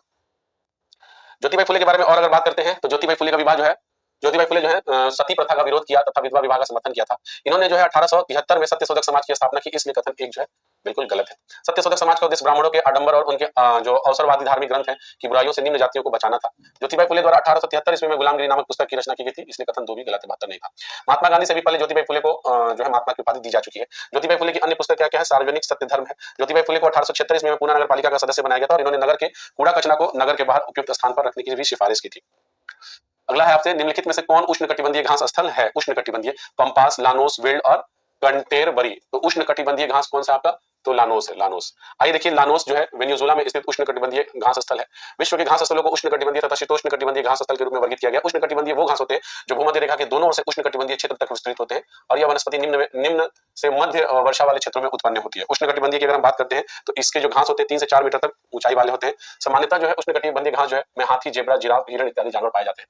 शीतोष्णकटिबंधीय घास जो है स्थल मध्य अक्षांशीय क्षेत्र और महाद्वीपों के आंतरिक भागों में पाया जाता है। लानोस जो है, लानोस ये वेनेजुएला के घास मैदान जो एंडीज पर्वतमाला के पूर्व में स्थित होता है और लगभग जो है इतना किलोमीटर में फैला हुआ है। देखिए जो सवाना है ये उष्णकटिबंधीय के बारे में बात किया जा रहा है। सवाना जो है ये अफ्रीका में स्थित है। कंपोज जो है ये ब्राजील में है और लानोस जो है ये वेनेजुएला में है। तो ये तीनों ही उष्णकटिबंधीय है। पंपास जो है यहाँ पे पंपास ये उरुग्वे, अर्जेंटीना और ब्राजील का शीतोष्णकटिबंधीय घास है। और इसके बाद अगर बात करते हैं प्रेयरी जो है, प्रेयरी जो है ये उत्तरी अमेरिका का शीतोष्णकटिबंधीय घास है। वेल्ड जो है दक्षिण अफ्रीका का शीतोष्णकटिबंधीय बात है। स्टेपी जो है मध्य एशिया पूर्वी यूरोप का जो ये शीतोष्णकटिबंधीय घास है। पुस्ताज जो है हंगरी और डाउस जो है ऑस्ट्रेलिया का शीतोष्णकटिबंधीय घास है। आगे बात करते हैं, ये आपके फिजिक्स का क्वेश्चन है और फिजिक्स के क्वेश्चन में पूछ रहा है 0.10 सी आवेश का 15 वोल्ट विभव वाले बिंदु बी से 135 वोल्ट विभव वाले बिंदु ए तक ले जाने में कितना कार्य करना पड़ेगा। तो देखिए एक फॉर्मूला होता है कार्य या ऊर्जा का आवेश गुना विभवांतर। इसके अगर आप इसको बिठा दीजिएगा तो इसका उत्तर आ जाएगा। और इसमें जो इसका जो आपका विभवांतर है इसमें यहाँ पे इसकी कुछ मात्रकें दी हुई हैं, उसको देखना है, देख लीजिए। विभवांतर का मात्रक वोल्ट होता है। वोल्ट जो है जूल पर कूलम भी होता है। भौतिक राशियों में कुछ राशियों को देख लीजिए। विद्युत आवेश जो है इसका फॉर्मूला I × T होता है। I करंट हो गया, T टाइम हो गया, इसका मात्रक कूलम है। विद्युत विभवांतर जो है V = W/Q होता है जिसका मात्रक वोल्ट है। विद्युत क्षेत्र जो है E = F/Q होता है जिसका न्यूटन पर कूलम होता है। इसी प्रकार विद्युत धारिता जो है इसका फॉर्मूला Q/V होता है और फैराडे है इसका मात्रक। विद्युत बल को हम लोग इस फॉर्मूला से निकाल सकते हैं जिसका मात्रक न्यूटन है। विद्युत प्रतिरोध जो है R = V/I होता है, ओम है इसका। अगला है निम्नलिखित कथनों पर विचार कीजिए। वस्तुओं द्वारा अपनी गति की अवस्थाओं में परिवर्तन का प्रतिरोध करने की प्रवृत्ति को घर्षण कहते हैं। घर्षण बल सदैव वस्तु की गति का विरोध करता है। सभी वस्तुओं का जड़ तो जो है समान होता है। उपयुक्त कथनों में से कौन सा कथन सही है? तो देखिए इसमें से केवल आपका जो दूसरा वाला है ये बिल्कुल सही है। आइए इसके व्याख्या को पढ़ते हैं। देखिए घर्षण बल सदैव वस्तु की गति का प्रतिरोध करता है। वस्तुओं द्वारा अपनी गति की अवस्था में परिवर्तन का प्रतिरोध करने की प्रकृति को ही जड़त्व कहा जाता है। भारी वस्तुओं का जड़त्व जो होता है वो अधिक होता है। मात्रात्मक रूप से किसी वस्तु का द्रव्यमान उसके जड़त्व की माप है जिसका SI मात्रक किलोग्राम होता है। वस्तु का जो संवेग होता है उसके द्रव्यमान एवं वेग के गुणनफल के बराबर होता है। इसकी दिशा जो होती है वही होती है जो वस्तु के वेग की दिशा होती है और इसका मात्रक जो होता है kg/s होता है। किसी जो विलगित निकाय में कुल संवेग संरक्षित रहता है। किसी भी विलगित निकाय में जो कुल संवेग है संरक्षित रहता है। घर्षण एक जो संपर्क बल है, घर्षण बल जो संपर्क बल के समानांतर और गति की दिशा के विपरीत कार्य करता है। सर्पी घर्षण का मान जो होता है वो सदैव लोक्टिक घर्षण से अधिक होता है और घर्षण के बिना वाहनों के ब्रेक कार्य नहीं करते हैं और घर्षण के अभाव में जो है कागज पर लिखना संभव नहीं हो पाएगा। बात करते हैं आगे। घर्षण के बिना वाहनों में जो है ब्रेक कार्य नहीं करता। घर्षण कम करने की विधि क्या क्या? पॉलिश है, स्नेहक है, ग्रीस है, बॉल बेरिंग है, सबका उपयोग करके किया जाता है। घर्षण बढ़ाने की विधि क्या है? तो सतह का खुरदरापन बना देना, दाब वृद्धि द्वारा और चिपकाने वाले पदार्थ से या दो सतहों के बीच गति का विरोध करते हैं जिससे घर्षण बढ़ जाती है। बॉल बेरिंग द्वारा जो है स्थैतिक घर्षण को लोटनिक घर्षण में बदल दिया जाता है। घर्षण के विरुद्ध जो है ऊर्जा के ह्रास को कम करने के लिए मशीन में घूमने वाले भाग के बीच में स्टील की छोटी छोटी गोल ठोस गोलियां लगा कर रख दिया जाता है जिससे बॉल बेरिंग कहते हैं और वो घर्षण को क्या करता है? कम करता है। बिहार में जो सोना है कहाँ पाया जाता है? रोहतास, जमुई, मुंगेर, बांका, जमुई में पाया जाता है। जमुई में और कुछ पश्चिम चंपारण में भी पाया जाता है। आइए यहाँ पे देख लेते हैं कौन सा चीज कहाँ पाया जाता है। एग्जाम्पल इंपॉर्टेंट है ये चार्ट। देखिए जो चूना पत्थर है ये रोहतास और कैमूर में पाया जाता है। फाइराइट जो है ये रोहतास में पाया जाता है। क्वार्जाइट जो है मुंगेर, जमुई, गया में पाया जाता है। चीनी मिट्टी जो है ये भागलपुर, बांका, मुंगेर में पाया जाता है। अवरक जो है नवादा, जमुई, गया, मुंगेर में पाया जाता है। बॉक्साइट जो है मुंगेर में पाया जाता है। सोना जो है जमुई, पश्चिमी चंपारण में। सोना जो है सारण, मुजफ्फरपुर, बेगूसराय, पूर्वी चंपारण में। क्वार्ट्ज जो है जमुई, नवादा, गया में। यूरेनियम जो है गया, नवादा में। स्लेट जो है मुंगेर में। मैंगनीज जो है गया, मुंगेर में। एस्बेस्टस जो है मुंगेर में। गैलिना जो है बांका में। पेट्रोलियम जो है पश्चिमी चंपारण में। प्राकृतिक गैस जो है पूर्णिया, किशनगंज, कटिहार में। बालू पत्थर जो है रोहतास में। ग्रेनाइट जो है भागलपुर, बांका, मुंगेर में, नवादा में। सीसा जो है पटना, दरभंगा, भागलपुर में। प्लाईवुड जो है हाजीपुर में और कागज का जो है वो रोहतास, समस्तीपुर और दरभंगा, पटना इत्यादि में पाया जाता है। आइए, किसी शुभ कार्य को विधि विधान और श्रद्धापूर्वक करना जाना जाता है, ये क्या है? तो ये आपके हिंदी का क्वेश्चन है, उसको अनुष्ठान बोलते हैं। चलिए, रामसर आर्द्रभूमि के संदर्भ में निम्नलिखित में से कौन सा कथन सत्य है? भारत में रामसर स्थलों की कुल संख्या जो 90 है, जो एशिया में सर्वाधिक है, ये बाबू गलत है। पहले का ये ऑप्शन हो सकता है। किचन तथा मीनार जो है आर्द्रभूमि राजस्थान में है, ये बिल्कुल सही है। भारत में सर्वाधिक रामसर स्थल उत्तर प्रदेश में, बिल्कुल गलत। इसके पहले तो आपको हम बताएंगे अभी तुरंत ही। रामसर स्थल की संख्या के स्तर पर भारत जो है विश्व में चौथा स्थान रखता है। देखिए, इसमें जो है सत्य पूछ रहा है, तो केवल बी आपका सत्य होगा। भारत में जो सितंबर 2025 में कुल आर्द्रभूमियों की संख्या जो 93 है, ये देखिए थोड़ा सा इसको अपडेट करेंगे। अभी दिसंबर में इसको 2025 में अपडेट कर दीजिए तो 94 हो गया, जिसमें गोगाबिल झील को शामिल कर दिया गया बिहार के कटिहार वाले जिला में, जो एशिया में पहले स्थान पर है। ठीक है, और वैश्विक स्तर पर तीसरे स्थान पर है। वैश्विक स्तर पर तीसरे स्थान पर है। भारत में सर्वाधिक रामसर स्थल जो तमिलनाडु में है। 2025 में अधिसूचित भारत की प्रमुख आर्द्रभूमि जो है, देखिए सितंबर में जो गोकुल जलाशय और उदयपुर जिला, ये बिहार ही का है, जिसको शामिल किया गया था 91 से 93 होने में। 94वां भी बिहार का ही है, कटिहार जिला में जो आपका स्थित है, गोगाबिल जिला, उसको शामिल कर लिया गया है। 91वां के बारे में बात करते हैं तो खीचन वेटलैंड जो साइट है, ये राजस्थान में है। मुनार वेटलैंड जो है, ये राजस्थान में है। उधवा झील जो है, ये झारखंड में है। खिचोपलरी वेटलैंड जो है, सिक्किम में है। थर्तगल पंछी अभ्यारण्य, सक्करकोटई पंछी अभ्यारण्य तथा नंजराजन पंछी अभ्यारण्य जो ये तमिलनाडु में स्थित है, जिसे आर्द्रभूमि घोषित किया गया है। आइए कुछ परीक्षा महत्वपूर्ण उपयोगी तथ्य को देखते हैं। भारत का जो 98वां टाइगर रिजर्व जो है, मध्य प्रदेश का माधव टाइगर रिजर्व जो है, उसको घोषित किया गया है। 17वां नोमैडिक एलिफेंट नामक संयुक्त सैन्य अभ्यास जो है, भारत और मंगोलिया के बीच उलन बटार मंगोलिया में आयोजित किया गया था। मानव विकास सूचकांक 2025 में भारत का स्थान जो है बांग्लादेश के साथ संयुक्त रूप से 130वां स्थान मिला, जहां पे स्कोर जो है 0.685 है। खेलो इंडिया यूथ गेम्स 2025 का आयोजन बिहार के 5 जिलों में पटना, राजगीर, बेगूसराय, गया, भागलपुर में किया गया, जिसमें शीर्ष स्थान पर सबसे ज्यादा पदक पाने वाला महाराष्ट्र है, दूसरा जो है आपका हरियाणा है, और तीसरा जो आपका राजस्थान है। तीसरा जो आपका राजस्थान है। ठीक है, बिहार की अगर हम बात करते हैं तो बिहार ने कुल 36 मेडल प्राप्त किया, जिसमें 7 स्वर्ण, 11 रजत, 18 कांस्य है, और इसमें 15वां स्थान प्राप्त किया। आगे जो है, भारत वायुसेना के group captain Sudhanshu Shukla axiom mission 4 के लिए एक निजी अंतरिक्ष यात्री के रूप में चुने गए हैं। किस अंतरिक्ष स्टेशन पर ये जाएंगे? अंतर्राष्ट्रीय अंतरिक्ष स्टेशन, बिल्कुल इसी पे जाएंगे। आइए इसको थोड़ा सा देखते हैं। देखिए, जो सुधांशु शुक्ला है, सुधांशु शुक्ला, ये अंतर्राष्ट्रीय अंतरिक्ष स्टेशन पर 25 जून 2025 को निजी अंतरिक्ष मिशन एक्सियोम 4 मिशन के तहत जाएंगे। इसके साथ जो है एस्ट्रोनेट जो है, इनके साथ कौन कौन जा रहा है? तो पेगी विट्सन जो है इसकी अध्यक्ष भी है, इस मिशन की। पेगी विट्सन जो है वो जा रही है। साथ साथ पोलैंड के जो स्लावोज उजनास्की है वो जा रहे हैं, और हंगरी के जो टिबोर टापू है वो भी जा रहे हैं। सुधांशु शुक्ला के बारे में अगर हम बात करते हैं तो अंतर्राष्ट्रीय अंतरिक्ष स्टेशन पर 18 दिन बिताने के बाद जो है, ये 15 जुलाई 2025 को कैलिफोर्निया के तट के पास जो प्रशांत सागर में स्पेस एक्स के ड्रैगन कैप्सूल से पृथ्वी पर लौटे थे। चलिए, एक्सियोम मिशन जो 4 है में भारतीय अंतरिक्ष यात्री जो है अपने साथ जो है टार्डिग्रेड नामक एक सूक्ष्म जीव जो है, टार्डिग्रेड नामक एक जीव को अपने साथ अंतरिक्ष स्टेशन पर लेके गया था। आरटीएस जो है, आरटीएसएस, जिसमें आर रिपीट है, टी जो है टी सेल एपिटोट है, और एस एंटीजेंस जो है, ये वैक्सीन जो है मलेरिया के विरुद्ध प्रयोग की जाने वाली विश्व की पहली वैक्सीन है, जिसकी संस्तुति डब्ल्यूएचओ ने 2021 में की थी। क्वाड के विदेशी मंत्रियों की वाशिंगटन डीसी में जो है 1 जुलाई 2025 का संपन्न बैठक में हिंद प्रशांत क्षेत्र में चीन के साथ व्यापार और रक्षा मामले के तनाव के बीच समुद्री व्यापार पर सहयोग और दुर्लभ पृथ्वी जो तत्व है और दुर्लभ खनिजों की आपूर्ति के बेहतर समन्वय बनाने के लिए सहमति बनी थी। संयुक्त राष्ट्र महासभा जो है, ये वाला इसको रट लीजिए, इंपॉर्टेंट है। संयुक्त राष्ट्र महासभा ने जो है वर्ष 2026 को अंतर्राष्ट्रीय महिला किसान वर्ष घोषित किया। अंतर्राष्ट्रीय महिला किसान वर्ष 2026 को किसने घोषित किया है? तो संयुक्त राष्ट्र महासभा ने किया है। नमस्ते दिवस जो है 2025 में कब मनाया गया? तो 16 जुलाई को मनाया गया है। भारत ने जो है दुनिया की पहली पारंपरिक ज्ञान डिजिटल लाइब्रेरी जो है उसकी शुरुआत की है। क्रिकेटर सचिन तेंदुलकर को लंदन के लॉर्ड्स स्थित एमसीसी जो संग्रहालय में है, उनके चित्र का अनावरण कर सम्मानित किया गया। चलिए, 34 नंबर आपके इंग्लिश का क्वेश्चन है। इसके बाद आइए, पोचमपाद बांध जो है, पोचमपाद बांध ये किस नदी पर स्थित है? तो पोचमपाद बांध जो है, ये गोदावरी नदी पर स्थित है। देखिए, कुछ बांध है कहां-कहां है, जैसे इडुक्की बांध पेरियार नदी पर केरल राज्य में है। श्रीशैलम बांध जो है कृष्णा नदी पर आंध्र प्रदेश में है। मेट्टूर बांध जो है कावेरी नदी पर तमिलनाडु में है। जवाहर सागर बांध चंबल नदी राजस्थान में है। माता टीला बांध बेतवा नदी यूपी में है। तुलहस्ती बांध चिनाब नदी जम्मू एंड कश्मीर में है। टिहरी बांध भागीरथी और भिलांगना नदी उत्तराखंड में है। और हीराकुद बांध महानदी उड़ीसा में स्थित है। सावक किस देश की गुप्तचर संस्था है? तो सावक जो है ये आपके जो है कि ये ईरान की गुप्तचर संस्था है। और आइए किसका क्या कौन सा गुप्तचर संस्था उसको देख लीजिए। भारत का क्या है? तो रॉ और सीबीआई है। इजराइल का क्या है? मोसाद है। जापान का नाइचो है। जर्मनी का बीएनडी है। इराक का अल मुखबरात है। अमेरिका का सीआईए और एफबीआई है। मिस्र का मुखबरात है। पाकिस्तान का आईएसआई है। ब्रिटेन का MI5 और MI6 है। क्यूबा का डीजीआई है। ये सब वहां के गुप्तचर संस्थान है। हंगरी में राष्ट्रीय आंदोलन का नेतृत्व किसने किया था? तो हंगरी में राष्ट्रीय आंदोलन का नेतृत्व जो है कोसुत और फ्रांसिस डिक ने किया था। किसने किया था? कोसुत और फ्रांसिस डिक ने किया था। आगे बात करते हैं, भारत का पहला निर्यात प्रसंस्करण क्षेत्र कहां स्थापित हुआ था? भारत का पहला निर्यात प्रसंस्करण क्षेत्र जो है ये आपके कांडला गुजरात में स्थापित हुआ था, जिसको हम लोग ईपीजेड भी बोलते हैं। ठीक है, पहला निर्यात प्रसंस्करण क्षेत्र जो है इसकी स्थापना 1965 में गुजरात के कांडला में हुआ था। ईपीजेड एक औद्योगिक क्षेत्र होता है जिसकी स्थापना निर्यात को बढ़ावा देने के उद्देश्य से एयरपोर्ट या बंदरगाह के समीप की जाती है। 2005 में जो है विशेष आर्थिक क्षेत्र अधिनियम पारित किया गया था, जिसे 2006 में लागू किया गया था। तो ये जो विशेष आर्थिक क्षेत्र जो है इसको 2005 में स्थापित कर 2006 में स्थापना का लागू किया गया था। एसईजेड निर्यात को बढ़ावा देने के लिए निजी क्षेत्रों द्वारा स्थापित किया जाता है। एसईजेड एक ऐसा भौगोलिक क्षेत्र होता है जहां देश के आर्थिक कानूनों से भिन्न विशेष आर्थिक कानून लागू होते हैं, और ये कानून जो है ये जो कानून है उदार होते हैं। बाबा कल्याण जो समिति कल्याणी समिति का संबंध जो विशेष आर्थिक क्षेत्र में सुधार से है। एसईजेड की स्थापना और प्रबंधन वाणिज्य एवं उद्योग मंत्रालय के अंतर्गत होता है। विश्व का पहला एसईजेड 1959 में प्यूर्टो रिको में जो है स्थापित किया गया था। निम्नलिखित राजवंशों पर विचार कीजिए। सालूब, संगम, तुलुब, अराबिडू। इसमें जो है मिलान करना था। देखिए, सबसे पहले संगम आया था, उसके बाद सालूब आया था, उसके बाद तुलुब आया था, उसके बाद अराबिडू आया था। मिलान कर लेना है। ठीक है, अगर हम संस्थापक की बात करते हैं तो संगम वंश के संस्थापक हरिहर बुक्का हैं। अंतिम शासक विरूपाक्ष थे और इनका समय काल जो 1336 से 1485 था। सालुव वंश के संस्थापक जो है सालुव नरसिंह थे और इनके अंतिम शासक इमाडिंग नरसिंह थे। समय काल 1885 से 1505 था। तुलुव वंश जो है ये वीर नरसिंह जो है इनके संस्थापक थे और सदाशिवराय इसके अंतिम शासक थे। 1505 से 1565 था। अराविड्डू वंश के जो संस्थापक है तिरुमल थे। श्रीरंग तृतीय के अंतिम शासक थे जिनका समय काल 1570 से 1652 था। चलिए आगे बात करते हैं। दो उम्मीदवारों के बीच मैथ्स का क्वेश्चन है 41 पे। निम्नलिखित में से किसे परमाणु सिद्धांत के प्रस्तुतकर्ता के रूप में जाना जाता है? तो जॉर्ज डाल्टन को जाना जाता है, तो सभी को पता है। लेकिन जॉन डाल्टन को परमाणु सिद्धांत के प्रस्तुतकर्ता के रूप में जाना जाता है। सन 1808 ईस्वी में जॉन डाल्टन ने जो परमाणु सिद्धांत को प्रस्तुत किया था और इस सिद्धांत के अनुसार परमाणु जो है अविभाज्य होता है। पहले ये कहा गया था लेकिन बाद में फिर परमाणु को विभाज्य किया गया था। 19वीं शताब्दी के आखिरी दशक में वैज्ञानिकों ने यह प्रमाणित किया था कि परमाणु को भी विभाज्य किया जा सकता है और इसकी एक निश्चित आंतरिक संरचना होती है। महर्षि कणाद के बारे में अगर बात करते हैं तो ये भारतीय दार्शनिक है जिन्होंने वैशेषिक सूत्र में परमाणु की अवधारणा का वर्णन 6वीं शताब्दी ईसा पूर्व में ही कर दिया था। महर्षि कणाद के बारे में आइए कुछ परीक्षा महत्वपूर्ण उपयोगी तथ्य को समझ लेते हैं। देखिए किसी भी अभिक्रिया में जो अभिकारक और उत्पादों के द्रव्यमान का योग होता है वो अपरिवर्तन होता है, अपरिवर्तनीय होता है और ये द्रव्यमान के संरक्षण का नियम कहता है। द्रव्यमान संरक्षण का नियम जो है एंटोनियो लेवोसिए ने दिया था और यह एक शुद्ध रासायनिक यौगिक तत्व हमेशा जो द्रव्यमान के निश्चित अनुपात में विद्यमान रहते हैं इसे निश्चित अनुपात का नियम भी कहते हैं।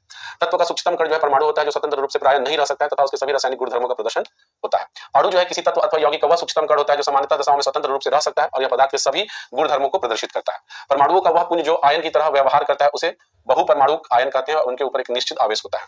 चलिए ऑक्सीडेशन क्या होता है इसमें पूछ रहा है। किसी पदार्थ का उपचयन होता है कब? जब उसमें ऑप्शन है ऑक्सीजन की वृद्धि हुई हो, बिल्कुल सही बात है, ऑक्सीजन का ह्रास हुआ नहीं, हाइड्रोजन की वृद्धि हुई हो, नाइट्रोजन का ह्रास हुआ। देखिए ये एक बहुत ही अच्छा क्वेश्चन है, इस तरह का क्वेश्चन हमेशा साइंस में पूछता ही है।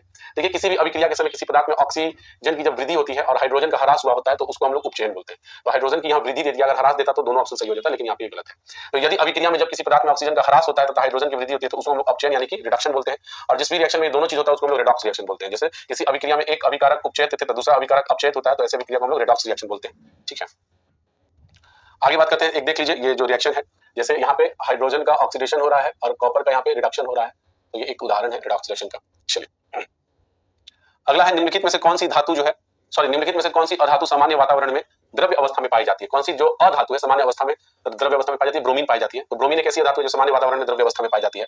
मरकरी एकमात्र धातु ऐसा है जो कमरे के तापमान पर द्रव्य अवस्था में पाया जाता है। धातु जो होता है ये तन्य होता है, अघात्यवर्ध्य होता है, चमकीला होता है, ऊष्मा एवं विद्युत का सुचालक होता है। धातुएं जो है विद्युत घनात्मक तत्व होते हैं क्योंकि यह जो है अधातुओं को इलेक्ट्रॉन देकर स्वयं धन आयन में परिवर्तित हो जाते हैं।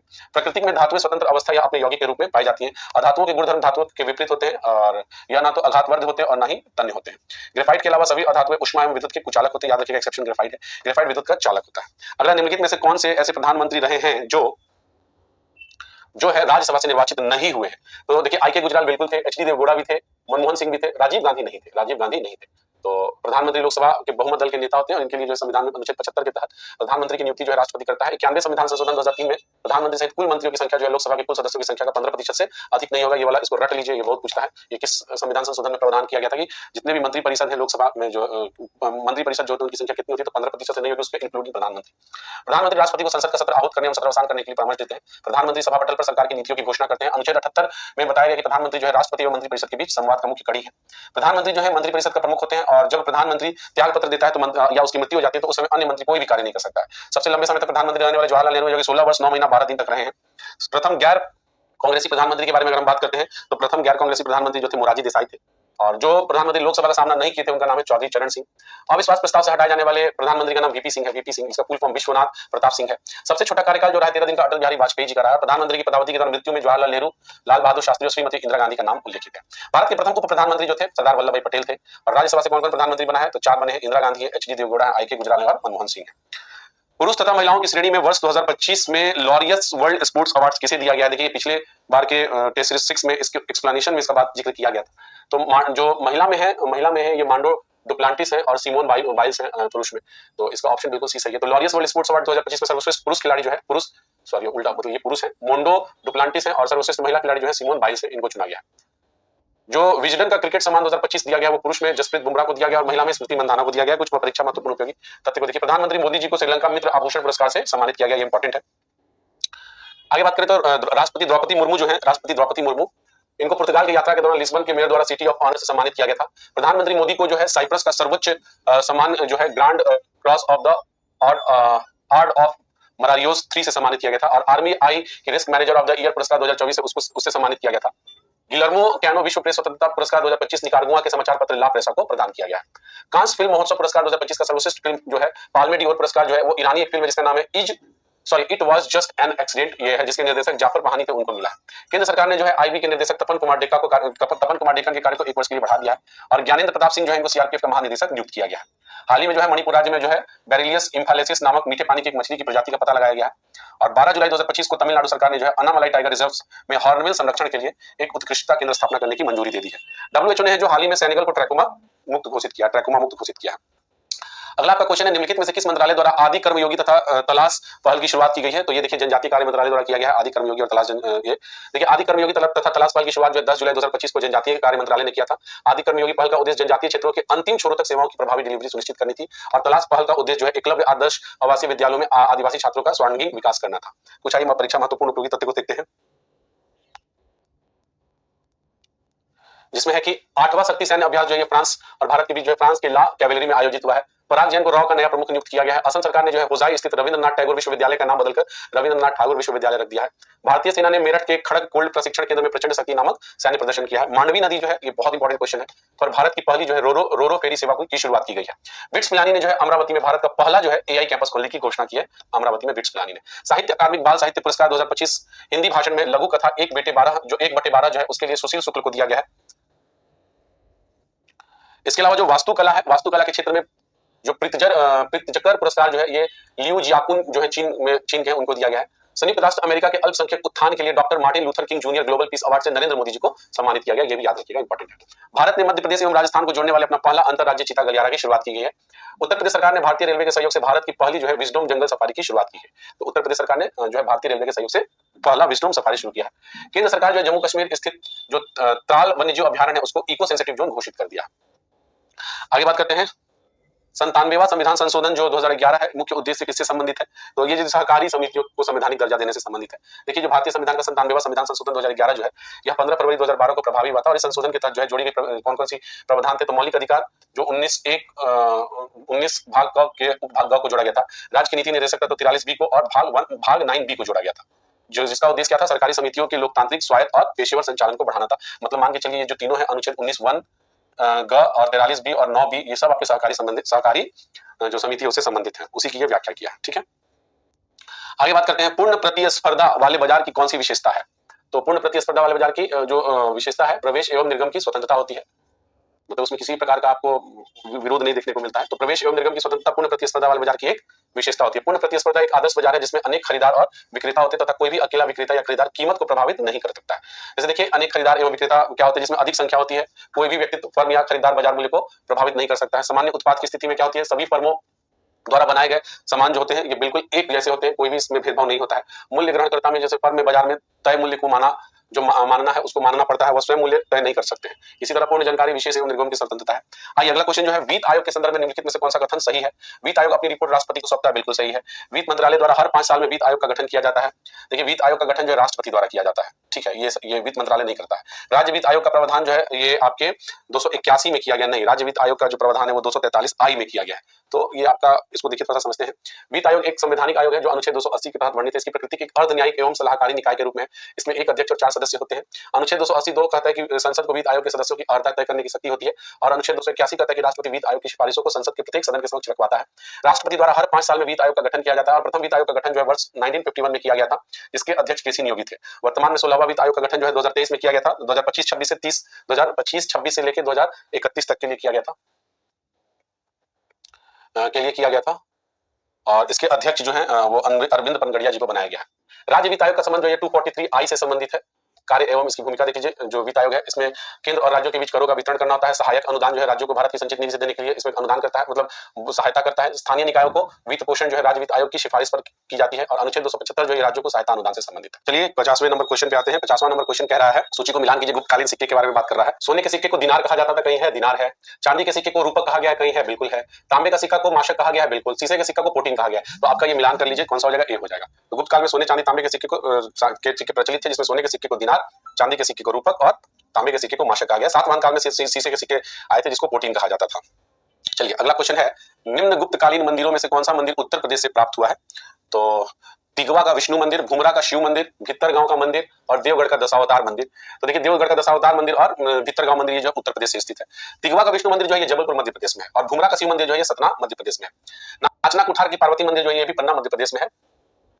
देवगढ़ का दशावतार मंदिर जो गुप्त काल का पहला संभवतः सर्वोच्च शिखर का मंदिर का उदाहरण है, ये ललितपुर उत्तर प्रदेश में स्थित है और उत्तर भारत में मंदिर स्थापत्य कला का आरंभ भी जो है ये गुप्त काल से ही शुरू होता है। आरंभिक मंदिर जो है चबूतरा नुमा होते थे और जो है कि आरंभिक मंदिर जो है पंचायन शैली से बनते थे। गुप्तकालीन मंदिरों में दशावतार एवं अप्सराओं की मूर्तियां जो है वो मिलती हैं। विज्ञान एवं प्रौद्योगिकी दृष्टिकोण से गुप्त काल भारतीय इतिहास काल का स्वर्ण काल था। मरौली से जो चंद्रगुप्त द्वितीय का लौह स्तंभ मिला है उसको गुप्तकालीन रसायन विद्या का उत्कृष्ट उदाहरण माना जाता है। आर्यभट्ट जो है ये चंद्रगुप्त द्वितीय के ये गुप्त काल के महानतम गणितज्ञ खगोल शास्त्री एक वैज्ञानिक थे। सर्वप्रथम जो है ये बिहार से ही थे, पाटलिपुत्र से ही थे। सर्वप्रथम आर्यभट्ट ने ही बताया था कि सौरमंडल का केंद्र जो है सूर्य है और उन्होंने ही पाई का मान दिया था। उन्होंने ही पृथ्वी की त्रिज्या और पृथ्वी की परिधि को बताया था जो वर्तमान में एकदम सटीक भी है। इनका जो पुस्तक है आर्यभट्टियम है, सूर्य सिद्धांत है, इसमें इन्होंने सूर्य ग्रहण और चंद्र ग्रहण के बारे में बताया था। और 10 गीतिका जो है इनका एक पुस्तक है। इन्होंने जीरो का भी आविष्कार किया था और फिर दशमलव प्रणाली का भी शुरुआत इन्होंने किया था, आविष्कार किया था। बहुत सारा इनका ये जो है इन्होंने ही बताया था कि पृथ्वी गोल है और अपनी धुरी पर घूमती रहती है। सारी बातें इन्होंने ही बताई थी। वराहमिहिर के बारे में बात करते तो एक बहुत ही महान खगोल विज्ञानी थे। इनकी पुस्तक जो है पंच सिद्धांतिका है, वृहत संगीता है, वृहत जातक है और लघु जातक है। इन्होंने आर्यभट्ट की पुस्तक पर कार्य किया और आर्यभट्ट के सिद्धांतों को सही माना था और उसमें जो परिशुद्धता किया था उन्होंने वृहत भास्कराचार्य और लघु भास्कराचार्य में। बाणभट्ट जो है ये पुस्तक इनकी पुस्तक जो है अष्टांग हृदय है, इनका संबंध जो है आयुर्वेद से है। पाल काव्य जो है हस्ती आयुर्वेद, ये हाथियों की चिकित्सा से संबंधित है। इको मार्क जो है, इको मार्क प्रतीक निम्नलिखित में से किससे संबंधित है? तो सर्वोच्च गुणवत्ता की सामग्री से, आयातित सामग्री से, पर्यावरण के लिए सुरक्षित सामग्री से, बिल्कुल पर्यावरण के लिए सुरक्षित सामग्री से है। आइए इसको थोड़ा सा पढ़ते हैं। देखिए इको मार्क जो है ये प्रतीक उन उत्पादों को दर्शाता है जो पर्यावरण के लिए सुरक्षित सामग्री के बने होते हैं। इको मार्क जो है उपभोक्ता को ऐसे उत्पादों को पहचानने में मदद करता है जो उनके स्वास्थ्य और पर्यावरण के लिए बेहतर होते हैं। इको मार्क का प्रवर्तन जो 1951 में किया गया था और यह उपभोक्ता उत्पादों को पर्यावरण हितैषी के रूप में मान्यता देने के लिए एक उपयोग था। यह एक मूल्य प्रभावी उत्पाद तकनीक है और यह भारत सरकार के पर्यावरण, वन और जलवायु परिवर्तन मंत्रालय के द्वारा शुरू किया गया था। इसे भारत का राष्ट्रीय मानक संगठन 20 द्वारा जारी किया जाता है। एक मार्क जो है हमने आपको पिछले टेस्ट पेपर में बताया भी था। एक मार्क जो है एक प्रमाणन चिन्ह है जो भारत के कृषि उत्पादों की गुणवत्ता, शुद्धता और मानकीकरण को सुनिश्चित करने के लिए दिया जाता है और यह चिन्ह जो है कृषि उपज जिनमें जैसे ग्रेडिंग मार्केटिंग अधिनियम 1937 के तहत जो है विपणन और निरीक्षण निर्देशालय द्वारा प्रदान किया जाता है। ट्रेडमार्क जो है ट्रेडिंग से संबंधित किसी वस्तु या सेवा को दूसरे से अलग पहचान दिलाने वाले ब्रांड और चिन्ह को ये संबंधित करता है। ट्रेडमार्क को भारत के ट्रेडमार्क एक्ट 1999 के तहत पंजीकृत किया गया था। हॉलमार्क जो है ये सोने की शुद्धता को बताता है। चलिए अगला क्वेश्चन जो है मैथ्स का है, आगे बढ़ते हैं। कोपेन के जलवायु वर्गीकरण के अनुसार तमिलनाडु का कोरोमंडल जो है, तमिलनाडु का कोरोमंडल तट किस प्रकार की जलवायु के अंतर्गत आता है? तो तमिलनाडु का जलवायु तट है जो एएस के तहत आता है। इसमें बेसिकली आपको नाम से संबंधित देखना है कि किसका मतलब क्या होता है। तो तमिलनाडु का कोरोमंडल तट जो है एएस, जिसको हम लोग शुष्क ग्रीष्म ऋतु वाला मानसून प्रकार की जलवायु के अंतर्गत मानते हुए आता है। भारत की जलवायु मानसून प्रकार की है और एक जलवायु प्रदेश में जलवायु दशाओं में समरूपता होती है जो जलवायु के कारकों के संयुक्त प्रभाव से उत्पन्न होती है। तापमान तथा वर्षा जलवायु को के दो महत्वपूर्ण तत्व हैं जिन्हें जलवायु वर्गीकरण के सभी पद्धतियों में निर्णायक माना जाता है। कोपेन ने जलवायु वर्गीकरण हेतु तापमान और वर्षा को प्रमुख आधार बनाया था। कोरोमंडल क्षेत्र में औसत वर्षा जो है 100 से 150 सेंटीमीटर के बीच होती है और कोपेन की पद्धति पर आधारित भारत की जलवायु प्रमुख जो है उसका वर्गीकरण निम्न प्रकार से किया गया। जैसे देखिए इसमें शब्दों का खेल है कि कौन से शब्द को क्या कहा गया, बेसिकली आपको देखना है। जैसे एएमडब्ल्यू जो है ये लघु शुष्क ऋतु वाला मानसून क्षेत्र है, जैसे कि गोवा के दक्षिण में भारत का जो पश्चिमी तट है वो हो जाएगा। एस जो है ये शुष्क ग्रीष्म ऋतु वाला मानसून प्रकार है क्योंकि तमिलनाडु का कोरोमंडल तट हो जाएगा। एडब्ल्यू जो है ये उष्णकटिबंधीय सवाना प्रकार का है, कर्क रेखा के दक्षिण में प्रायद्वीपीय पठार का अधिकतर भाग इसी में आता है। इसके अलावा जो है बीएसएचडब्ल्यू जो है ये आपके अर्ध शुष्क स्टेपी जलवायु है जो उत्तर पश्चिम गुजरात, पश्चिमी राजस्थान और पंजाब के कुछ भाग में है। बीडब्ल्यूएचडब्ल्यू जो है ये गर्म मरुस्थल वाले क्षेत्र से, जैसे राजस्थान का पश्चिमी भाग। सीडब्ल्यूजी जो है शुष्क शीत ऋतु वाला मानसून है, भारत का जो गंगा का मैदान है, पूर्वी राजस्थान है, उत्तरी मध्य प्रदेश है, उत्तर पूर्वी भारत का अधिकतर प्रदेश है। ध्रुवीय प्रकार जो जम्मू कश्मीर, हिमाचल प्रदेश, उत्तराखंड है। त्रिवार्ता के अनुसार भारत की जलवायु मुख्य रूप से उष्णकटिबंधीय मानसूनी जलवायु है। आइए अगला क्वेश्चन है, हाल ही में सावलकोट जल विद्युत परियोजना की शुरुआत भारत के किस राज्य में की गई है? तो जम्मू एंड कश्मीर में की गई है। जो अभी नहीं हुआ था पहलगाम हमला, उसी के बाद भारत ने जो है सिंधु जल समझौता को रद्द करके इस परियोजना को शुरू किया था। तो 31 जुलाई 2025 को एनएचपीसी ने पाकिस्तान के साथ सिंधु जल संधि को निलंबन के बाद जम्मू एंड कश्मीर में जो है रामबन जिले में चिनाब नदी पर 1856 मेगावाट की जल विद्युत परियोजना की शुरुआत की है। आइए कुछ महत्वपूर्ण तथ्य को बात करते हैं। चर्चा में रहा बित्रा द्वीप जो है लक्षद्वीप का सबसे छोटा बसा हुआ द्वीप है। बित्रा द्वीप, तो बित्रा द्वीप जो है लक्षद्वीप में सबसे छोटा बसा हुआ द्वीप है। आगे बात करते हैं, रेलवे सुरक्षा बल की पहली महिला महानिदेशक कौन बनी है? सोनाली मिश्रा बनी है। भारतीय तटरक्षक बल ने गोवा में जो है अटल नामक एक स्वदेशी निर्मित तेज गश्ती जहाज को लॉन्च किया। दिव्या देशमुख जो है इन्होंने कोनेरू हम्पी को हराकर फाइड विश्व कप 2025 का खिताब जीता है, जिसके साथ वो भारत की 88वीं ग्रैंड मास्टर और चौथी महिला ग्रैंड मास्टर बनी है। इसको रट लीजिए, बहुत इंपॉर्टेंट है। हाल ही में जो जीपी बिरला मेमोरियल अवार्ड है से डॉक्टर जो वी नारायण है उनको सम्मानित किया गया है। इग्नू की पहली महिला कुलपति उमा कांजीलाल को नियुक्त किया गया, ये भी रट लीजिए, इंपॉर्टेंट है। कांजीलाल जो है उनको नियुक्त किया गया है। अमेरिका की ग्लोबल फाइनेंस पत्रिका द्वारा एसबीआई को 2025 के लिए दुनिया का सर्वश्रेष्ठ उपभोक्ता बैंक नामित किया गया, रट लीजिए, ये वाला पीडीएफ सब बहुत इंपॉर्टेंट है। राष्ट्रपति द्रौपदी मुर्मू ने जो धर्मेंद्र प्रधान है और कलिंग रत्न पुरस्कार 2024 से सम्मानित किया, रट लीजिए, इंपॉर्टेंट है। बिहार प्रशासन को पारदर्शी, त्वरित और उत्तरदायी बनाने हेतु पटना के मुख्य सचिव अमृत लाल मीणा ने जो है ई ऑफिस यूजर मैनुअल को लॉन्च किया है। अमेरिका के बर्मिंघम में आयोजित 21वें विश्व पुलिस एवं फायर गेम्स 2025 में सपना कुमार, ये आपके भोजपुर जिला की हैं, ने 2 स्वर्ण पदक और 1 रजत पदक जीता, ये को भी रट लीजिए। तो ये अमेरिका के बर्मिंघम में आयोजित हुआ था, जिसमें विश्व पुलिस एवं फायर गेम्स 2025 में सपना कुमार ने जीता था। 23 से 28 जुलाई 2025 तक उज्बेकिस्तान की राजधानी ताशकंद में आयोजित स्वात वर्ल्ड यूथ चैंपियनशिप के लिए भारतीय टीम का जो मुख्य कोच है सिहान ई राहुल श्रीवास्तव जो है मुजफ्फरपुर बिहार को इनको नियुक्त किया गया है। अगला क्वेश्चन है, जनगणना 2027 के संबंध में निम्नलिखित में से कौन सा कथन असत्य है? देखिए जनगणना जो होने वाला है इससे तो आपको एक चीज पता ही चल गया होगा कि 2027 में होगा। तो आइए इसके तथ्यों को समझते हैं क्या क्या है। देखिए जनगणना जो 2027 है, ये पहला डिजिटल जनगणना होने वाला है और ये जनगणना जो है 2 चरणों में होगा। पहले चरण की जो है शुरुआत वो 1 अक्टूबर 2026 को लद्दाख, जम्मू कश्मीर, हिमाचल प्रदेश, उत्तराखंड में होगा, जबकि दूसरा जो है 1 मार्च 2027 से शेष सभी भागों में होगा। परीक्षा उपयोगी महत्वपूर्ण तथ्य को समझ लीजिए। इसरो ने जो है श्रीहरिकोटा के सतीश धवन अंतरिक्ष केंद्र से GSLV F-16 रॉकेट के माध्यम से निसार उपग्रह को 30 जुलाई 2025 को लॉन्च किया। रट लो, ये मेरा सबसे टॉप क्वेश्चन है जो मैं कर रहा हूं, आने का संभावना है। ठीक है, इसरो ने श्रीहरिकोटा के सतीश धवन से अंतरिक्ष केंद्र से GSLV F-16 रॉकेट के माध्यम से निसार उपग्रह को जो है 30 जुलाई 2025 को लॉन्च किया था। 30 जुलाई 2025 को भारत का पहला make in India hydrogen plant जो है दीनदयाल बंदरगाह कांडला में चालू किया गया, इसको भी रट लो, ये भी टॉप क्वेश्चन है। उसके बाद बात करते हैं गोमती नगर रेलवे स्टेशन उत्तर प्रदेश पूर्वोत्तर रेलवे का पहला प्राइवेट रेलवे स्टेशन बन गया, इंपॉर्टेंट है।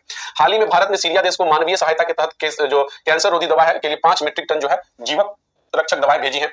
संसद टीवी का सीईओ उत्पल कुमार सिंह को नियुक्त किया गया है। भारत ने जो है 5 वर्ष के अंतराल के बाद जो है 23 जुलाई 2025 को चीन के नागरिकों को पर्यटन वीजा देने की घोषणा फिर से की है। आगे बात करते हैं, प्रधानमंत्री मोदी ने अपने ब्रिटेन यात्रा के दौरान एक पेड़ मां के नाम पर्यावरण पहल के तहत किंग चार्ल्स तृतीय को एक पौधा दिया था। आपसे पूछ सकता है किसको दिए थे प्रधानमंत्री मोदी जी ने? तो किंग चार्ल्स तृतीय को दिए थे एक पेड़ मां के नाम, जो आपके पर्यावरण पहल था उसके तहत। चीन ने जो है तिब्बत स्वायत्त क्षेत्र में ब्रह्मपुत्र नदी पर विश्व का सबसे बड़ा जल विद्युत बांध बनाने का निर्माण शुरू कर दिया। अगला जो क्वेश्चन है, हाल ही में भारत के मराठा सैन्य परिदृश्य को यूनेस्को की विश्व धरोहर सूची में मान्यता प्रदान की गई है। यह मान्यता प्राप्त करने वाली भारत की कौन सी संपत्ति बन गई? 44वां बन गया है। ठीक है, जो कि आपके महाराष्ट्र और तमिलनाडु क्षेत्र में, ये दोनों में स्थित है।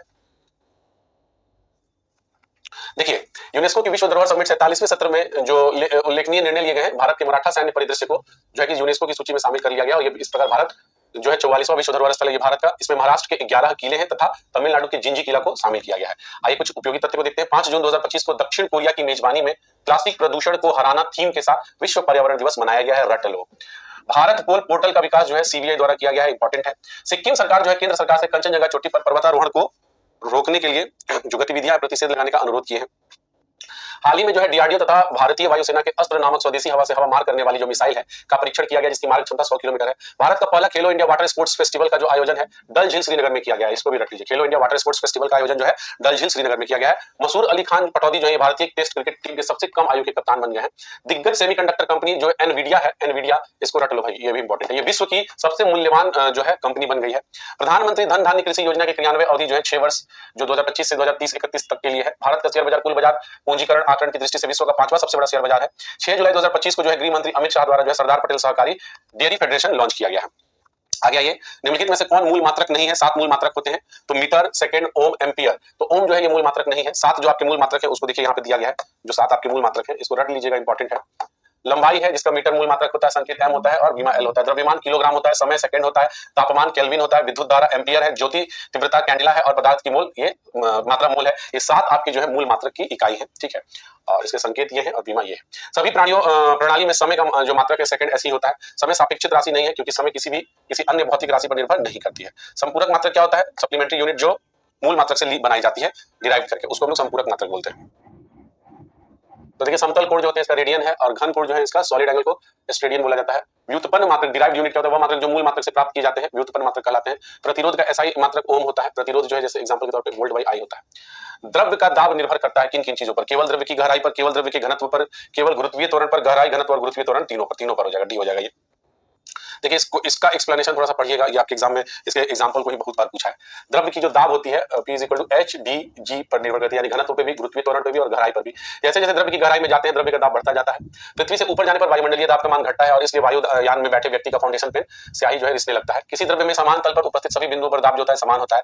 द्रव्य जो है स्थैतिक दाब और वायुमंडलीय दाब के बीच का जो अंतर्गेज दाब कहलाता है। पृथ्वी की सतह पर वायुमंडलीय दाब का मान जो है 1.013 × 10⁵ न्यूटन पर मीटर स्क्वायर या पास्कल होता है। इसको भी रट लीजिएगा, बहुत बार एग्जाम में पूछा है। पहाड़ों पर खाना पकाने में देरी होती है क्योंकि वहां पर वायुमंडलीय दाब जो है कम होने के कारण क्वथनांक जो है कम हो जाता है। हाइड्रोक्लोरिक प्रेस जो है या हाइड्रोक्लोरिक मशीन जो है या हाइड्रोक्लोरिक लिफ्ट जो है या हाइड्रोक्लोरिक ब्रेक जो है, इसमें पास्कल के नियम पर ये सब आधारित होते हैं। चलिए एक और अगला क्वेश्चन देखिए, निम्नलिखित में से असत्य कथन का चयन कीजिए। नोबेल पुरस्कार प्राप्त करने वाली पहली महिला मैडम क्यूरी थी। असत्य कथन बोला, ये तो सही हो गया।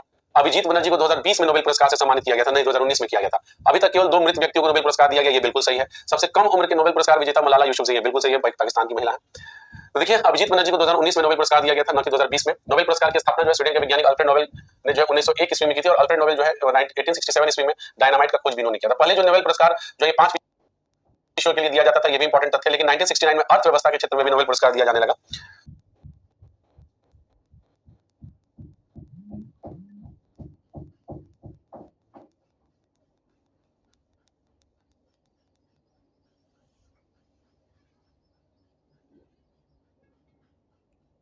विजेताओं की घोषणा जो अक्टूबर में होती है और 10 दिसंबर को ये पुरस्कार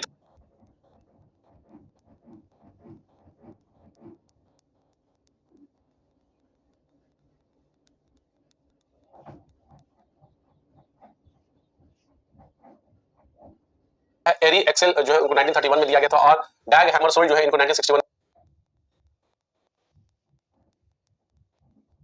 याद रखिएगा नोबेल पुरस्कार नहीं दिया जाता है उसके बाद से। शांति का नोबेल पुरस्कार जो है नॉर्वेजियन नोबेल समिति द्वारा तथा अर्थव्यवस्था का नोबेल पुरस्कार जो है royal Swedish academy of sciences द्वारा दिया जाता है। और सबसे कम उम्र के नोबेल विजेता सबसे अधिक उम्र के नोबेल विजेता जो है ये गुड इनफ 97 ईयर्स के, सबसे कम उम्र के नोबेल पुरुष विजेता जो है लॉरेंस ब्रैग है, ऑस्ट्रेलिया के ही है। और महिला विजेता मलाला यूसुफजई 17 वर्ष की पाकिस्तान की है। 61वें नंबर क्वेश्चन पे आते हैं। 61वां क्वेश्चन कह रहा है कि कथन एक, सिक्किम को भारत के सह प्रांत का दर्जा है 1974 के संविधान संशोधन के बाद मिला था। कारण आर है सिक्किम विधानसभा के चुनाव से इसमें सिक्किम कांग्रेस को भारी बहुमत मिली थी जो भारत के साथ जुड़ने के लिए पक्ष में था। तो कौन सा कथन सही है नहीं, आइए इसकी व्याख्या को देखते हैं। देखिए इसका व्याख्या एग्जाम में बहुत बार पूछता है, इसलिए थोड़ा सा इसका ध्यान रखिएगा। सिक्किम को भारत के सह प्रांत का दर्जा जो है 35वें संविधान संशोधन 1974 के बाद मिला था और 36वें संविधान संशोधन 1975 के माध्यम से सिक्किम को भारत में पूर्णतः विलय कर दिया गया था और यह भारत का 22वां राज्य बन गया था। 22वां राज्य बन गया था। तो 35वां संविधान संशोधन जो था ये सिक्किम को सह प्रांत का दर्जा दिलाया था और जो 36वां संविधान संशोधन है ये सिक्किम को भारत में पूर्णतः विलय करके 22वां राज्य बनाया गया था। भारत की आजादी के समय जो सिक्किम है भारत का अंग तो नहीं था, सॉरी, लेकिन पूरी तरह से संप्रभुत्व राष्ट्र भी नहीं था। सिक्किम की रक्षा और विदेशी मामलों की अगर हम बात करते हैं तो दायित्व जो था वो भारत सरकार के पास थी, जबकि सिक्किम के आंतरिक प्रशासन की बागडोर जो थी वो राजा चोग्याल लोग जो थे उनके हाथों में था। सिक्किम की आबादी में एक बड़ा हिस्सा जो था नेपालियों की थी और चोग्याल विरोधी समुदाय के नेताओं ने भारत सरकार से मदद मांगी थी और भारत सरकार का समर्थन हासिल किया था। तब जाके सिक्किम विधानसभा के लिए पहला लोकतांत्रिक चुनाव जो है 1974 में हुआ था, जिसमें सिक्किम कांग्रेस को भारी बहुमत मिली थी। यह पार्टी जो है सिक्किम को भारत के साथ जोड़ने के पक्ष में था। अगला क्वेश्चन है आपसे कि बिहार युवा आयोग के गठन के संबंध में निम्नलिखित में से कौन सा कथन असत्य है, उसको चुनिए। 8 जुलाई 2025 को बिहार मंत्रिमंडल की बैठक में बिहार युवा आयोग के गठन को मंजूरी मिली थी। आयोग में एक अध्यक्ष, 2 उपाध्यक्ष, 7 सदस्य होते हैं। आयोग के सभी सदस्यों की अधिकतम आयु 35 वर्ष होती है और आयोग का कार्य जो है स्थानीय युवाओं को निजी क्षेत्र में रोजगार की में प्राथमिकता सुनिश्चित करने से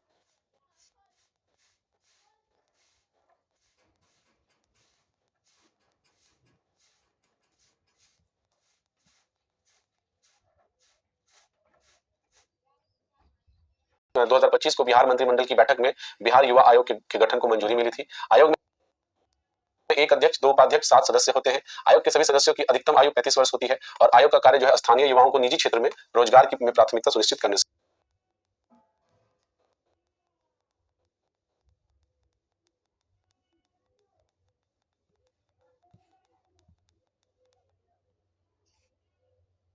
आइए इसके उत्तर को व्याख्या को देखते हैं। देखिए बिहार का जो ये जो आयोग है, आयोग के सभी सदस्यों की अधिकतम आयु 35 वर्ष होगी, यह कथन असत्य है। बिहार युवा आयोग के अध्यक्ष सहित सभी सदस्यों की अधिकतम संख्या जो है अधिकतम जो आयु है वो 45 वर्ष होगी, ना कि 35 वर्ष होगी। देखिए बाकी सारा कथन सही है, बाकी सारा कथन सही है। तो अन्य उपयोगी तथ्य को देख लीजिए कि 8 जुलाई 2025 को बिहार सरकार ने जो है 35% महिला आरक्षण को केवल बिहार के मूल निवासियों तक सीमित करने के लिए एक अधिवास नीति लागू किया था। ये आपके एग्जाम में आएगा, आप देख लेना। 8 जुलाई 2025 को बिहार सरकार ने 35% जो रिजर्वेशन है केवल बिहार की मूल महिलाओं के लिए आरक्षित कर दिया था। बिहार राज्य आपदा प्रबंधन प्राधिकरण ने यूएनडीपी के सहयोग से जो है वज्रपात न्यूनीकरण कार्यक्रम की शुरुआत जो है रोहतास में किया है। 26 जून 2025 को जो है कि जानकी जन्मभूमि पुनौरा मंदिर न्यास समिति के गठन की अधिसूचना जारी की गई थी और इस जो समिति के अध्यक्ष थे अमृतलाल मीणा, जो बिहार के मुख्य सचिव हैं, वो होंगे। बिहार विधानसभा चुनाव 2025 में जागरूकता बढ़ाने के लिए बिहार निर्वाचन आयोग ने अभिनेता क्रांति प्रकाश झा को और अभिनेत्री नीतू चंद्रा को बिहार का स्टेट स्किप आइकन नियुक्त किया था। बिहार में गन्ना किसानों के लिए गन्ना यांत्रिकरण योजना के तहत जो है सुमेज पोर्टल का शुभारंभ किया गया है। आगे बात करते हैं बिहार के बारे में। तो बिहार में जो है कि 1 अगस्त बिहार देश का पहला राज्य बन गया है जिसमें सभी मतदान केंद्रों पर मतदाताओं की संख्या 1200 से कम सुनिश्चित की गई। ये भी आपके एग्जाम में आने का 99.99% वाला चांसेस वाला ये सब क्वेश्चन है। 1 अगस्त 2025 से राज्य के 1.67 करोड़ परिवारों को प्रति माह 125 यूनिट मुफ्त बिजली प्रदान करने की घोषणा बिहार सरकार ने की है। ये दोनों क्वेश्चन को रट लीजिएगा, आने का बहुत ज्यादा चांसेस है। और एक निर्वाचन आयोग वाला भी है कि जो अभिनेता क्रांति प्रकाश झा थे और अभिनेत्री जो नीतू चंद्रा थी, उनको जो है कि ये निर्वाचन आयोग की तरफ से ये सारी चीजें दी गई थी, मतलब उनको चुना गया था निर्वाचन आयोग में कि वो लोग वोट क्यों करना चाहिए, उसकी जागरूकता को बढ़ाने के लिए। हाल ही में बिहार राज्य नागरिक परिषद का गठन किया गया है। याद रखिएगा, बिहार राज्य नागरिक परिषद है और इसके अध्यक्ष जो है मुख्यमंत्री नीतीश कुमार होंगे। स्वच्छ सर्वेक्षण 2024-25 में बिहार के पटना शहर को वाटर प्लस सर्टिफिकेशन प्राप्त हुआ है और 3 स्टार भी मिला है बिहार को, ठीक, पटना को, जो 10 लाख से ज्यादा आबादी वाला आपका नगर है। क्रिस्टी कोवेंटी जो है हाल ही में अंतर्राष्ट्रीय ओलंपिक समिति की अध्यक्ष नियुक्त होने वाली पहली महिला और पहली अफ्रीकी नागरिक बनी है। ये भी आपके एग्जाम के लिए इंपॉर्टेंट है। देखिए करंट अफेयर्स इस बार का जो टेस्ट इस बार के हाल में बहुत इंपॉर्टेंट है, लेकिन इस बार कुछ ज्यादा ही महत्वपूर्ण इंपॉर्टेंट है ये वाला टेस्ट सीरीज का, तो इसको थोड़ा सा विशेष ध्यान रखना है। अगला क्वेश्चन जो है, दो वस्तुओं के द्रव्यमान का अनुपात अगर 1:4 है और उसका आयतन समान है तो घनत्व का अनुपात क्या होगा? तो देखिए घनत्व जो होता है वो द्रव्यमान बाई आयतन होता है। घनत्व जो होता है इनवर्सली प्रोपोर्शनल टू आयतन होता है। डायरेक्टली प्रोपोर्शनल दे दिया, इनवर्सली प्रोपोर्शनल टू आयतन होता है। ये 1 बाई उसमें होता है, ठीक है, 1 बाई में रहेगा ये आपके उसके। तो अगर हम इसको घनत्व 1 और घनत्व 2 के अगर रेशियो को ले लेते हैं जब आयतन समान होता है, तो यहाँ से अगर हम लोग देखेंगे कि घनत्व जो पहले वस्तु का है और दूसरे वस्तु की अपेक्षा में 1:4 हो जाएगा, ठीक है। तो एक चीज और देखिएगा, 4 डिग्री सेल्सियस पर जल का घनत्व जो होता है वो सबसे अधिक होता है। आगे बात करते हैं कि बिहार के कितने जिलों से उत्तर प्रदेश की जो सीमा है साझा करती है। उत्तर प्रदेश की सीमा जो साझा करती है, जो क्वेश्चन है बिहार में कितने जिले उत्तर प्रदेश की सीमा से साझा करते हैं, तो देखिए 8 जिलों से करते हैं। एक बार सारा क्रम को देख लेते हैं। बिहार में जो पश्चिम में उत्तर प्रदेश के साथ जो सीमा साझा करने वाले जिले हैं वो 8 हैं। कौन कौन है? पश्चिमी चंपारण, गोपालगंज, सिवान, सारण, भोजपुर, बक्सर, कैमूर, रोहतास। पूर्व में पश्चिम बंगाल से बिहार के 3 जिले साझा करते हैं जिसमें किशनगंज, पूर्णिया, कटिहार शामिल है। दक्षिण में झारखंड से 8 जिले साझा करते हैं जिसमें रोहतास है, औरंगाबाद है, गया है, नवादा है, जमुई है, बांका है, भागलपुर, कटिहार है। उत्तर में नेपाल से बिहार के 7 जिले सीमा साझा करते हैं जिसमें पश्चिमी चंपारण, पूर्वी चंपारण, सीतामढ़ी, मधुबनी, सुपौल, अररिया, किशनगंज इत्यादि शामिल है, ठीक है। तो ये टोटल 7 जिले हैं जो नेपाल के साथ सीमा साझा करते हैं। अगला क्वेश्चन इकोनॉमिक्स का है। भारतीय रुपए में विदेशों से ऋण लेने के लिए कौन सा बॉन्ड जारी किया जाता है? तो विदेशों से ऋण लेने के लिए मसाला बॉन्ड जारी किया जाता है, इंपॉर्टेंट है। भारतीय रुपयों में विदेशों से ऋण लेने के लिए जो मसाला बॉन्ड है वो जारी किया जाता है। मसाला बॉन्ड शब्द का प्रयोग पहली बार अंतरराष्ट्रीय वित्त निगम जो है के द्वारा किया गया था। आगे बात करते हैं, ग्रीन बॉन्ड जो है ये हरित परियोजना के वित्तीय के लिए जारी किया जाता है। ब्लू बॉन्ड जो है ये जलीय संसाधनों के संरक्षण से जुड़ी परियोजनाओं के लिए जारी किया जाता है। और सॉवेरियन ग्रीन बॉन्ड जो है ये सरकार द्वारा निकाला जाता है। इसकी चर्चा जो है याद रखिएगा, इसको सरकार निकालते हैं और इसकी चर्चा जो है बजट 2022-23 में किया गया था। इसे आरबीआई के द्वारा भारत सरकार की ओर से जारी किया जाता है। जंक बॉन्ड जो है ये उच्च जोखिम वाले बॉन्ड्स होते हैं, इसलिए इसकी कूपन रेट भी सबसे ज्यादा होती है। Zero coupon zero principal bond वे बॉन्ड होते हैं जिन पर न तो मूलधन और न ही ब्याज दर का भुगतान किया जाता है। इन्फ्लेशन इंडेक्स बॉन्ड ऐसे बॉन्ड होते हैं जो निवेशकों को मुद्रास्फीति के विरुद्ध हेजिंग की सुविधा देते हैं। महाराजा बॉन्ड्स वो बॉन्ड होता है जिसमें भारत में आईएफसी द्वारा निकाले जाने वाले रूपी डोमिनेटेड बॉन्ड शामिल हैं। कन्वर्टिबल बॉन्ड्स ऐसे बॉन्ड्स होते हैं जो निवेशकों को इक्विटी में परिवर्तन का विकल्प प्रदान करता है। इस प्रकार कूपन रेट सामान्य बॉन्ड की तुलना में कम हो जाता है। अगला क्वेश्चन है, निम्न में से कौन सा दर्शन नास्तिक दर्शन है? उत्तर मीमांसा ये आस्तिक है, योग दर्शन, बौद्ध दर्शन, न्याय दर्शन। तो इसमें कौन सा नास्तिक है ये पूछ रहा है, तो नास्तिक इसमें बौद्ध दर्शन है, ठीक है। नास्तिक इसमें जो है कि बौद्ध दर्शन है। आइए इसको देख लेते हैं। देखिए जो आस्तिक दर्शन है वो कौन कौन सा है, तो पूर्वी मीमांसा है, उसके बाद उत्तरी मीमांसा है, इसके बाद सांख्य दर्शन है, योग दर्शन है, न्याय दर्शन है, वैशेषिक दर्शन है। ये सब आपके आस्तिक दर्शन है। और नास्तिक में बौद्ध, जैन और जो चाविक दर्शन है वो है। एक चीज याद रखिएगा, नास्तिक का मतलब होता है जो ईश्वर की सत्ता को नहीं मानते हैं। तो ईश्वर की सत्ता को बौद्ध, जैन और चाविक तीनों ही नहीं मानते हैं। आस्तिक दर्शन वे दर्शन होते हैं जो वेदों को नित्य एवं प्रमाणित मानते हैं, इनकी संख्या 6 है। नास्तिक दर्शन वे दर्शन होते हैं जो वेदों को नित्य और प्रमाणित नहीं मानते, इनकी संख्या 3 होती है। अगला है, निम्नलिखित में से कौन सा राज्य कौन राज्य का अनिवार्य घटक नहीं है? राज्य का भूभाग, सरकार, जनसंख्या, गैर संप्रभुता। तो गैर संप्रभुता नहीं है।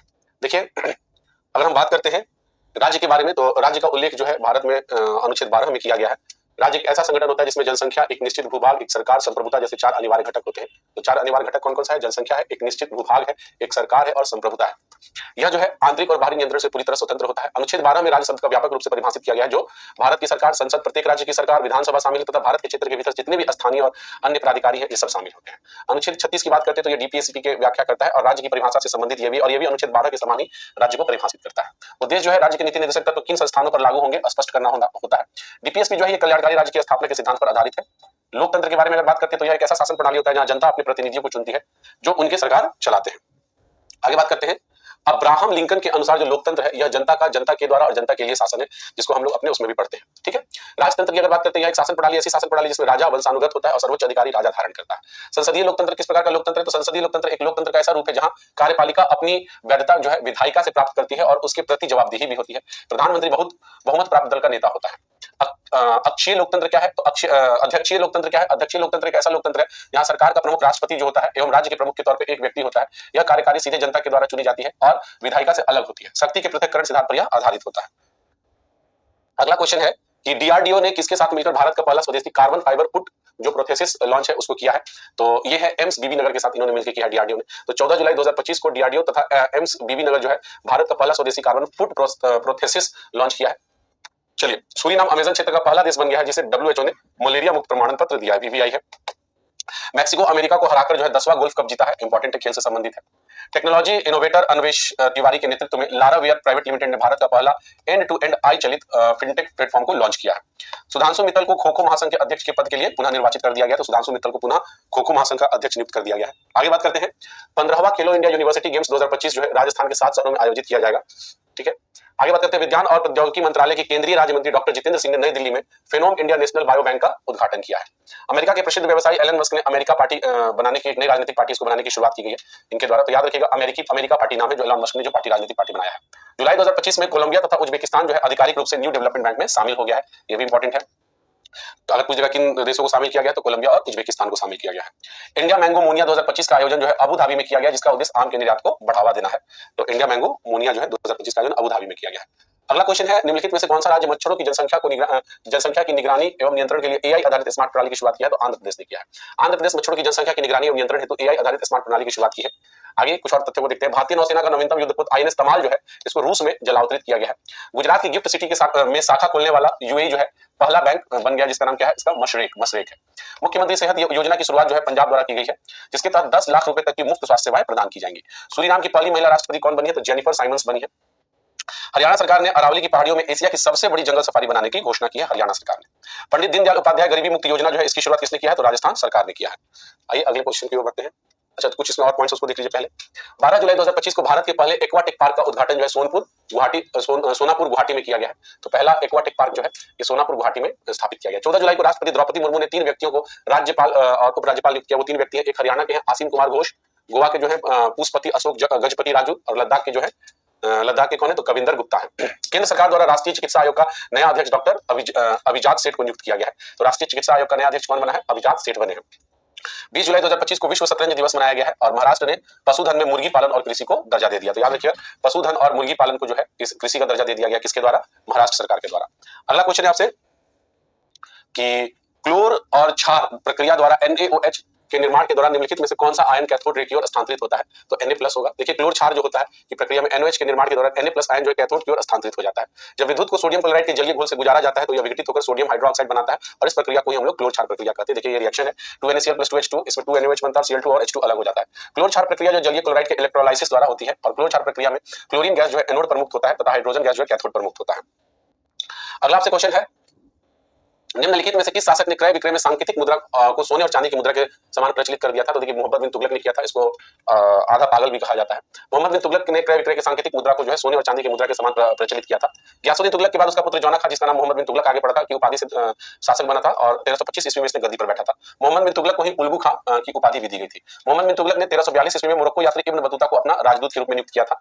और जियाउद्दीन बर्नी जो है ने अपनी पुस्तक तारीख फिरोज शाही में जो है मोहम्मद बिन तुगलक की 5 शासन संबंधित योजनाओं का उल्लेख भी किया था। मोहम्मद बिन तुगलक की 5 प्रमुख योजनाओं में दुआब कर में वृद्धि थी जो 325 में की गई थी। उसके बाद राजधानी परिवर्तन था जो दिल्ली से दौलताबाद कर दिया गया था। सांकेतिक मुद्रा का प्रचलन था। खुरासान पर आक्रमण और कराची पर सैनिक अभियान था। मोहम्मद बिन तुगलक ने दिल्ली से अपनी राजधानी परिवर्तित करके कहां कर दी थी? दौलताबाद कर दिया था। सॉरी, देवगिरी कर दिया था, दौलताबाद नहीं। तो देवगिरी जो उसी का नाम दौलताबाद बाद में रख दिया था। तो देवगिरी की राजधानी को राजधानी बनाया था और देवगिरी का नाम बदलकर दौलताबाद कर दिया था। इतिहासकार जो एलिफिंस्टन जो है इन्होंने ही मोहम्मद बिन तुगलक को पागलपन का बताया था कि इसमें कुछ अंश है और मोहम्मद बिन तुगलक ने दीवाने कोही नामक एक नए कृषि विभाग की स्थापना की थी। अगला क्वेश्चन है पौधों के तनों की परिधि में वृद्धि निम्नलिखित में से किसके कारण होती है? तो जो वृद्धि होती है वो पार्श्व विभाजोतक यानी लेटरल मेरिस्टेम्स के कारण होता है। पौधों के तनों की परिधि में या मूल में वृद्धि पार्श्व विभाजोतक या कैम्बियन के कारण होती है। अगर प्रारूप स्टेम की बात करते हैं तो स्टेम के शीर्षक विभाजोतक जड़ों एवं तनों की वृद्धि वाले भाग में विद्यमान रहता है और यह इसकी लंबाई में वृद्धि करता है।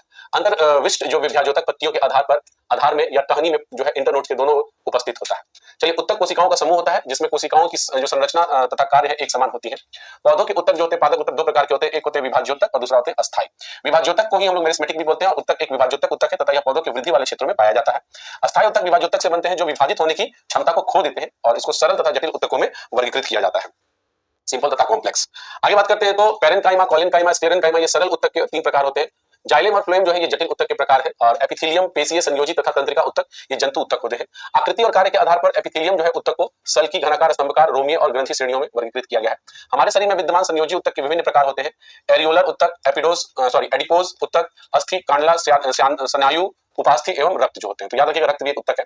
पेशी उत्तक के तीन प्रकार होते हैं जिसमें एक रेखित होता है, एक आरेखित होता है और एक कार्डिक होता है। कार्डिक जो होता है वो हृदय पेशी होता है। तंत्रिका उत्तक जो होता है ये न्यूरॉन का बना होता है जो संवेदना को प्राप्त करने और संचालित करने लगता है।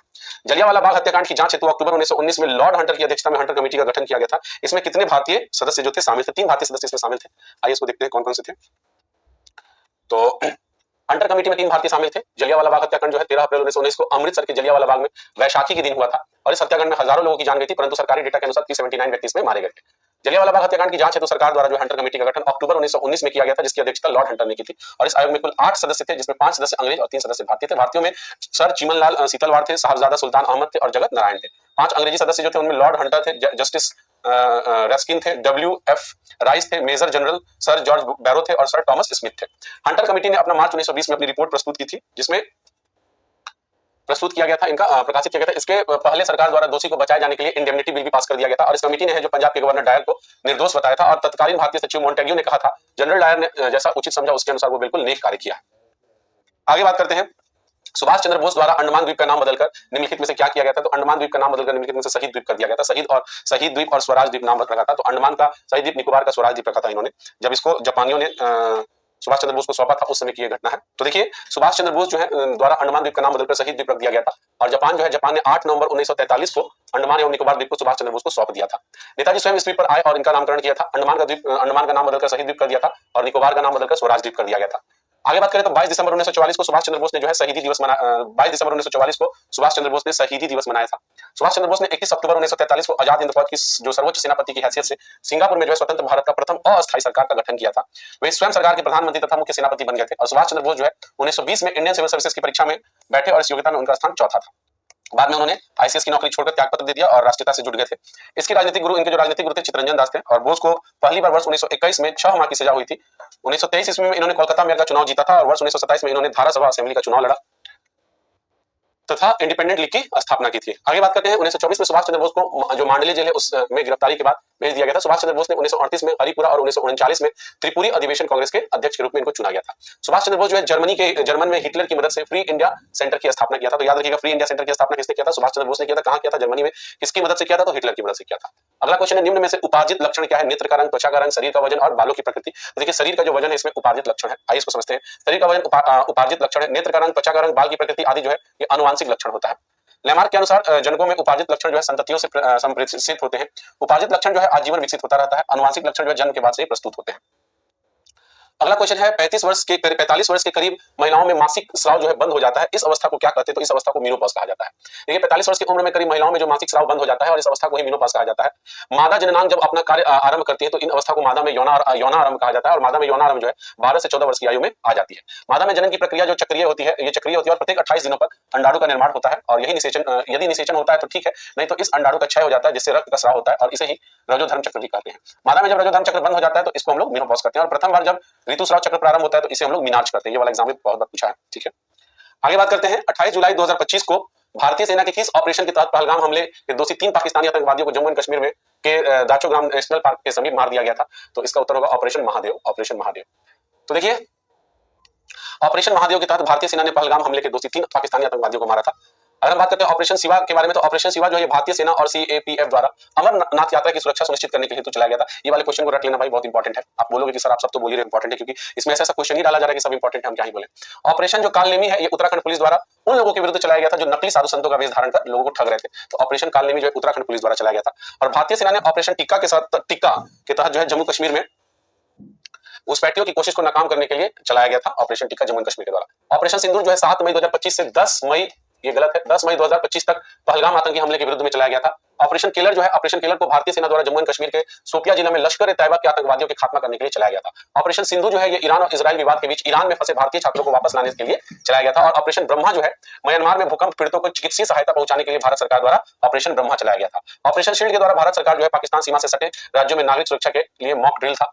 और ऑपरेशन स्पाइडर वेब जो है ये यूक्रेन ने ऑपरेशन स्पाइडर वेब के तहत रूस पर ड्रोन हमला किया था। ऑपरेशन मिडनाइट हैमर जो है ये अमेरिका ने जो है ऑपरेशन मिडनाइट हैमर के तहत ईरान के 3 परमाणु ठिकानों पर हमला किया था। ऑपरेशन डेविल हंट जो है, इस ऑपरेशन के तहत बांग्लादेश में शेख हसीना के समर्थकों को गिरफ्तार कर लिया गया था डेविल हंट के तहत। इसके बाद अगर हम बात करते हैं ऑपरेशन जो राइजिंग लॉयन है, ऑपरेशन राइजिंग लॉयन जो है, इस ऑपरेशन के तहत जो है इजराइल ने ईरान के न्यूक्लियर साइट पर हमला किया था। ऑपरेशन टू प्रॉमिस 3 जो है, इसके तहत ईरान ने इजराइल पर मिसाइल एवं ड्रोन हमला किया था। और ऑपरेशन चक्र जो है 5, ये सीबीआई द्वारा लगातार चलाया जा रहा है। इस ऑपरेशन का उद्देश्य साइबर अपराधों एवं इनसे जुड़े वित्तीय नेटवर्क को ध्वस्त करना था। अगला क्वेश्चन है कपास किस प्रकार का फसल है, तो कपास एक उष्णकटिबंधीय फसल है। कपास एक उष्णकटिबंधीय फसल है जो अर्धशुष्क भागों में खरीफ मौसम में बोई जाती है। भारत को कपास के पौधे का मूल स्थान माना जाता है और दक्कन जो है, दक्कन के पठार के शुष्कतर भागों में काली मिट्टी कपास उत्पादन के लिए उपयुक्त मानी जाती है। आगे बात करते हैं, इस फसल को उगाने के लिए उच्च तापमान जो है 21 से 30 डिग्री सेल्सियस के बीच होना चाहिए तथा 50 से 75 सेंटीमीटर वार्षिक वर्षा होनी चाहिए, मतलब वर्षा होनी चाहिए। और वर्षा या सिंचाई होनी चाहिए। 210 पाला रहित दिन एवं तेज धूप की आवश्यकता होती है कपास की खेती के लिए। कपास उत्पादन में विश्व में प्रथम स्थान जो है भारत का है और पूरे विश्व का 25% जो कपास भारत में ही उत्पादित होता है। 25%। देश के समस्त बोए गए क्षेत्र में लगभग 9.1% क्षेत्र जो है कपास बोई जाती है। और भारत में कपास के क्षेत्रों में लगातार वृद्धि हो रही है। भारत छोटे रेशे वाले जैसे भारतीय और लंबे रेशे वाले अमेरिकी दोनों प्रकार के कपास का उत्पादन करता है। अमेरिकन कपास को देश के उत्तर पश्चिम भाग में नरमा कहा जाता है। कपास के अग्रणी उत्पादक राज्य जो है वो गुजरात है, फिर महाराष्ट्र है, फिर तेलंगाना है, फिर आंध्र प्रदेश है, फिर पंजाब है, फिर हरियाणा है। तो गुजरात, महाराष्ट्र, तेलंगाना फर्स्ट सेकंड 3 राज्य है। राई, सरसों, तुरिया और तारामीरा जो है ये आदि तिलहन फसल उपोष्ण कटिबंधीय फसल है और ये भारत के मध्य और उत्तर पश्चिम भाग में रबी की ऋतु में बोए जाते हैं। आगे बात करते हैं तो भारत में सरसों का प्रमुख उत्पादक राज्य जो है राजस्थान है और जो कुल उत्पादन का 1/3 भाग उत्पादित करता है। सोयाबीन तथा सूरजमुखी भारत की अन्य महत्वपूर्ण तिलहन फसलें हैं। सोयाबीन अधिकतर जो है मध्य प्रदेश और महाराष्ट्र में बोई जाती है और ये दोनों राज्य लगभग 90% सोयाबीन उत्पादित करते हैं। भारत में चावल के पश्चात गेहूं दूसरा प्रमुख अनाज है। याद रखिएगा, चावल पहला है और दूसरा गेहूं है। भारत जो है विश्व का लगभग 13.5% गेहूं का उत्पादन करता है। आगे बात करते हैं, यह मुख्यतः जो है शीतोष्ण कटिबंधीय फसल है, अतः यह शरद ऋतु या रवि ऋतु में बोया जाता है। रबी की फसल को उगने के लिए शीत ऋतु और पकने के समय तेज धूप की आवश्यकता होती है। गेहूं की फसल हेतु तापमान जो है 10 से 15 डिग्री सेल्सियस एवं जलोढ़ मिट्टी उपयुक्त होता है और इसे उगाने के लिए 50 से 75 सेंटीमीटर वार्षिक वर्षा की आवश्यकता होती है। पंजाब तथा हरियाणा जो है गेहूं की उत्पादकता में अधिक है। चावल एक उष्णार्ध कटिबंधीय फसल है जो कि खरीफ की फसल है। आगे बात करते हैं, निम्नलिखित में से सबसे पहला एंटीबायोटिक दवा कौन सा था, तो सल्फा ड्रग,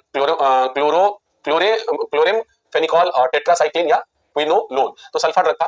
देखिए, सल्फा ड्रग सबसे पहला एंटीबायोटिक दवा है। सल्फा ड्रग नामक जो है एंटीबायोटिक का निर्माण जो है 1935 ईस्वी में जो गरहार्ड डोमगक है उन्होंने किया था। एंटीबायोटिक दवा हानिकारक जीवाणु बैक्टीरिया के विरुद्ध जो है उपचार हेतु कारगर होता है। सर्वप्रथम जो है अलेक्जेंडर फ्लेमिंग ने पेनिसिलिन नामक एंटीबायोटिक दवा का निर्माण किया था। ये 1928 में उन्होंने किया था। तो याद रखिएगा, सबसे पहले जो प्राकृतिक तौर पे जो था पेनिसिलिन का जो अलेक्जेंडर फ्लेमिंग ने इसका निर्माण किया था, जो पेनिसिलियन नोटेटम नामक कवक से प्राप्त किया गया था और यह विश्व का पहला एंटीबायोटिक था। क्लोरेमफेनिकॉल जो है एंटीबायोटिक का निर्माण 1947 में विकास किया गया था और टेट्रासाइक्लिन एंटीबायोटिक का निर्माण जो है 1948 में किया गया था। औषधियों का वर्गीकरण देखिए यहाँ पे ऐसे दिया हुआ है, इसको देख लेना है। आगे आइए, जो इंपॉर्टेंट है वो आपको बताया गया है। चलिए, अगला क्वेश्चन है आपसे कि निम्नलिखित में से किसके हृदय में 4 कोष्ठ होते हैं, मछली, मगरमच्छ, पंछी, उभयचर, मनुष्य। तो 4 कोष्ठ वाले कौन कौन है, तो 4 कोष्ठ वाले जो है ये आपके मगरमच्छ है और फिर आपका पंछी है और फिर आपका मनुष्य है। देखिए कितने कोष्ठ वाला होता है उसको एक बार देख लिया जाए। तिलचट्टा जो है ये 13 कोष्ठ वाला होता है, इसकी संख्या 13 होती है। मछली में 2 कोष्ठ होते हैं। मेढक या उभयचर में 3 कोष्ठ होते हैं। अधिकांश सरीसृप जितने भी रेप्टाइल्स होते हैं उसमें भी 3 होते हैं। अपवाद जैसे मगरमच्छ है उसमें 4 होता है। पंछी एवं स्तनधारियों में 4 होता है और केचुआ में भी 8 होता है। अगला आपसे क्वेश्चन है, चालुक्य वंश के शासक पुलकेशिन द्वितीय ने हर्षवर्धन को किस नदी के तट पर हराया था, तो नर्मदा नदी के तट पर हराया था। चालुक्य वंश के शासक पुलकेशिन द्वितीय जो है हर्षवर्धन को नर्मदा नदी के तट पर पराजित किया था और यह जानकारी जो है ऐहोल अभिलेख से पता चलता है। जो पुलकेशिन द्वितीय का ये ऐहोल अभिलेख है। ऐहोल अभिलेख में हर्ष को उत्तरापद स्वामी कहा गया है। चीनी यात्री हेनसांग हर्ष के समय भारत आए थे। हेनसांग ने नालंदा विश्वविद्यालय में अध्ययन किया एवं कालांतर में वहां अध्यापक भी बने गए। हेनसांग की पुस्तक क्या है, सीयू की है। हर्षवर्धन ने कन्नौज में सर्वधर्म सम्मेलन का आयोजन करवाया था और हर्ष की पुस्तक जो है नागानंद है। प्रियदर्शिका है और रत्नावली है। हर्ष के दरबारी विद्वान कौन थे? बाणभट्ट, और इनकी रचना क्या है? हर्षचरित कादंबरी और चंडी शतक है। मयूर जो थे इनका जो रचना है सूर्य शतक है, और मातांग जो है इनकी रचना जो है दिवाकर है। इस ये वाला एग्जाम में पूछा गया रचना।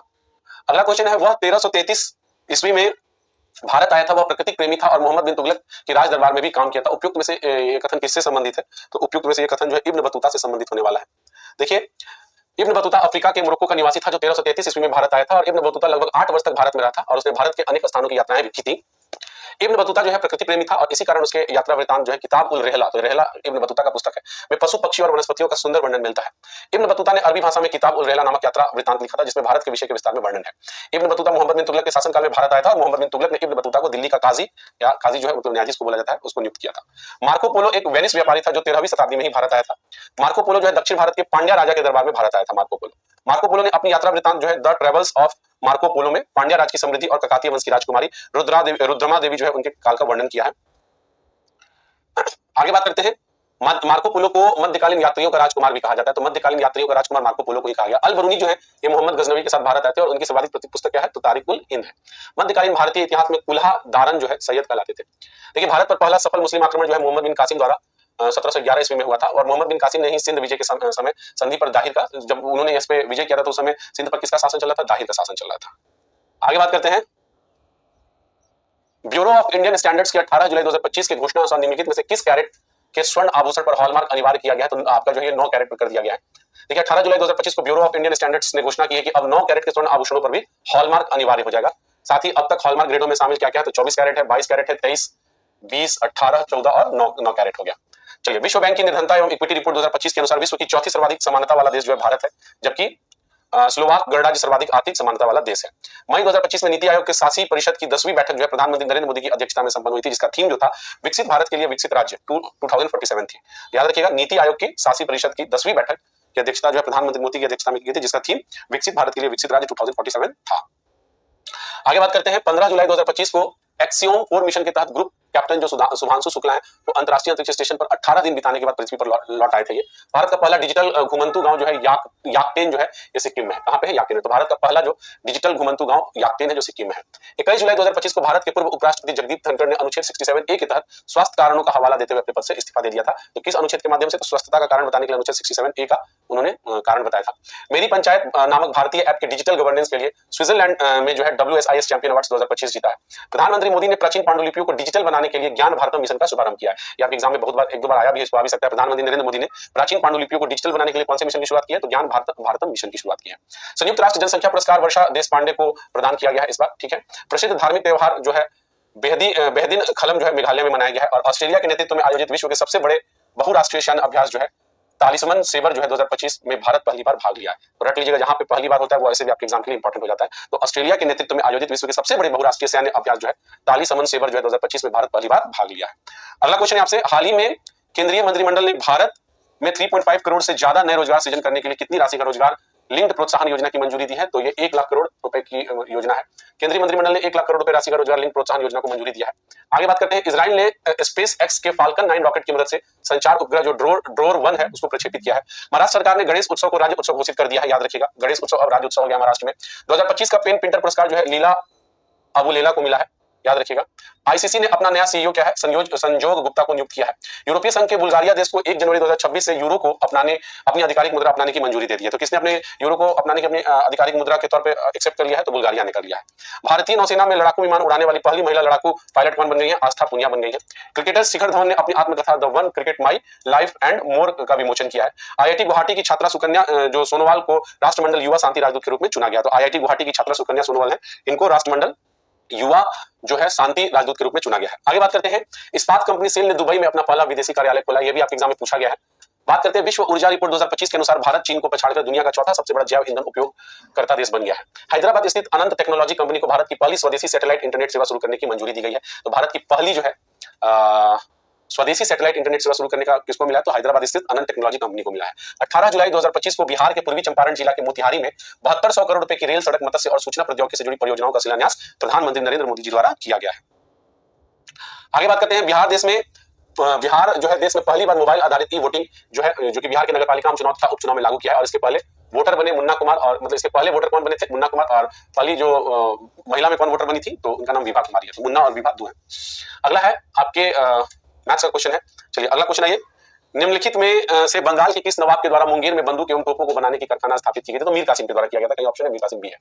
मीर कासिम द्वारा बिहार में मुंगेर में बंदूक एवं तोपों को बनाने का कारखाना स्थापित किया गया था, और मीर कासिम 1760 से 1763 तक बंगाल का गवर्नर रहा था। मीर कासिम सेना के आधुनिकीकरण के लिए एक जर्मन अधिकारी वॉल्टर रेनहार्ट की नियुक्ति किया था। याद रखिएगा, जर्मन अधिकारी था। बिहार के उप सूबेदार रामनारायण की हत्या मीर कासिम नहीं की थी।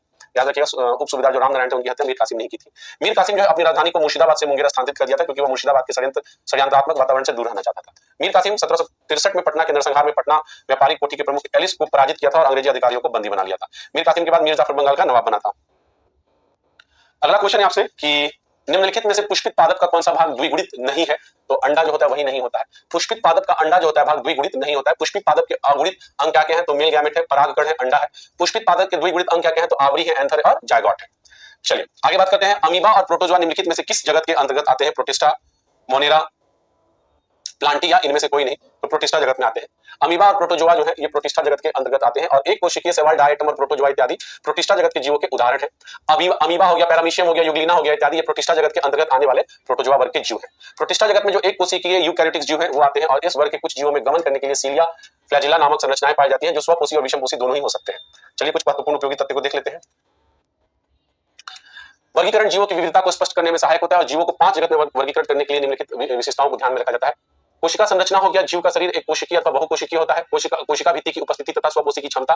इसमें जो है उपरोक्त आधार पर सभी जीवों को 5 जगत में बांटा गया, जिसमें मोनेरा हो गया, प्रोटिस्टा हो गया, कवक हो गया, प्लांटी हो गया और एनिमेलिया हो गया। जीवों का वर्गीकरण जो है उनके विकास से संबंधित होता है। प्लांटी और एनिमेलिया को उनकी क्रमिक शारीरिक जटिलता के आधार पर वर्गीकृत किया गया है। पौधों को 5 वर्गों में बांटा जाता है, शैवाल, ब्रायोफाइटा, टेरिडोफाइटा, जिम्नोस्पर्म और एंगियोस्पर्म में। जंतुओं को 10 जाइलम में बांटा गया है, इसमें Porifera, Coelenterata, Platyhelminthes, Nematoda, Annelida, Arthropoda, Mollusca, इकाइनोमोडा, प्रोटोकार्डेटा और कार्डेटा है।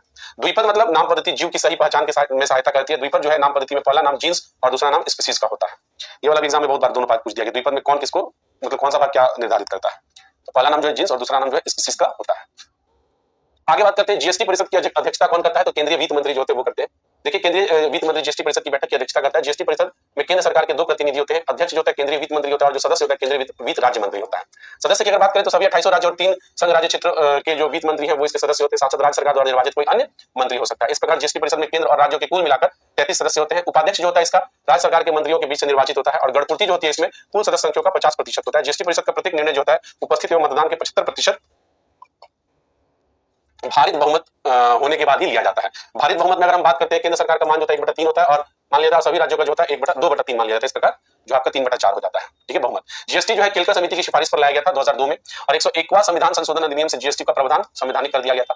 1 जुलाई 2017 को जीएसटी भारत में लागू हो गया था। वैश्विक स्तर पर जीएसटी को लागू करने वाला पहला देश फ्रांस बना था। भारत में सबसे पहले जीएसटी को असम राज्य में लागू किया गया था। वर्तमान में जीएसटी की दरें जो है 5%, 5 से घटाकर 2 तक कर दिया गया। ये वाला पॉइंट इंपॉर्टेंट है। आगे है, सन्यासी विद्रोह समाप्त किए जाने का श्रेय किस गवर्नर जनरल को दिया जाता है? तो सन्यासी विद्रोह जो है समाप्त करने का श्रेय जो वॉरेन हेस्टिंग्स को दिया जाता है। वॉरेन हेस्टिंग्स को सन्यासी विद्रोह समाप्त किए जाने का श्रेय जो वॉरेन हेस्टिंग्स को दिया जाता है। सन्यासी विद्रोह बंगाल में 1763 से 1800 ईस्वी तक चला था। सन्यासी लोग जो थे शंकराचार्य के अनुयायी के 10 संप्रदायों में से गिर संप्रदाय से संबंधित थे।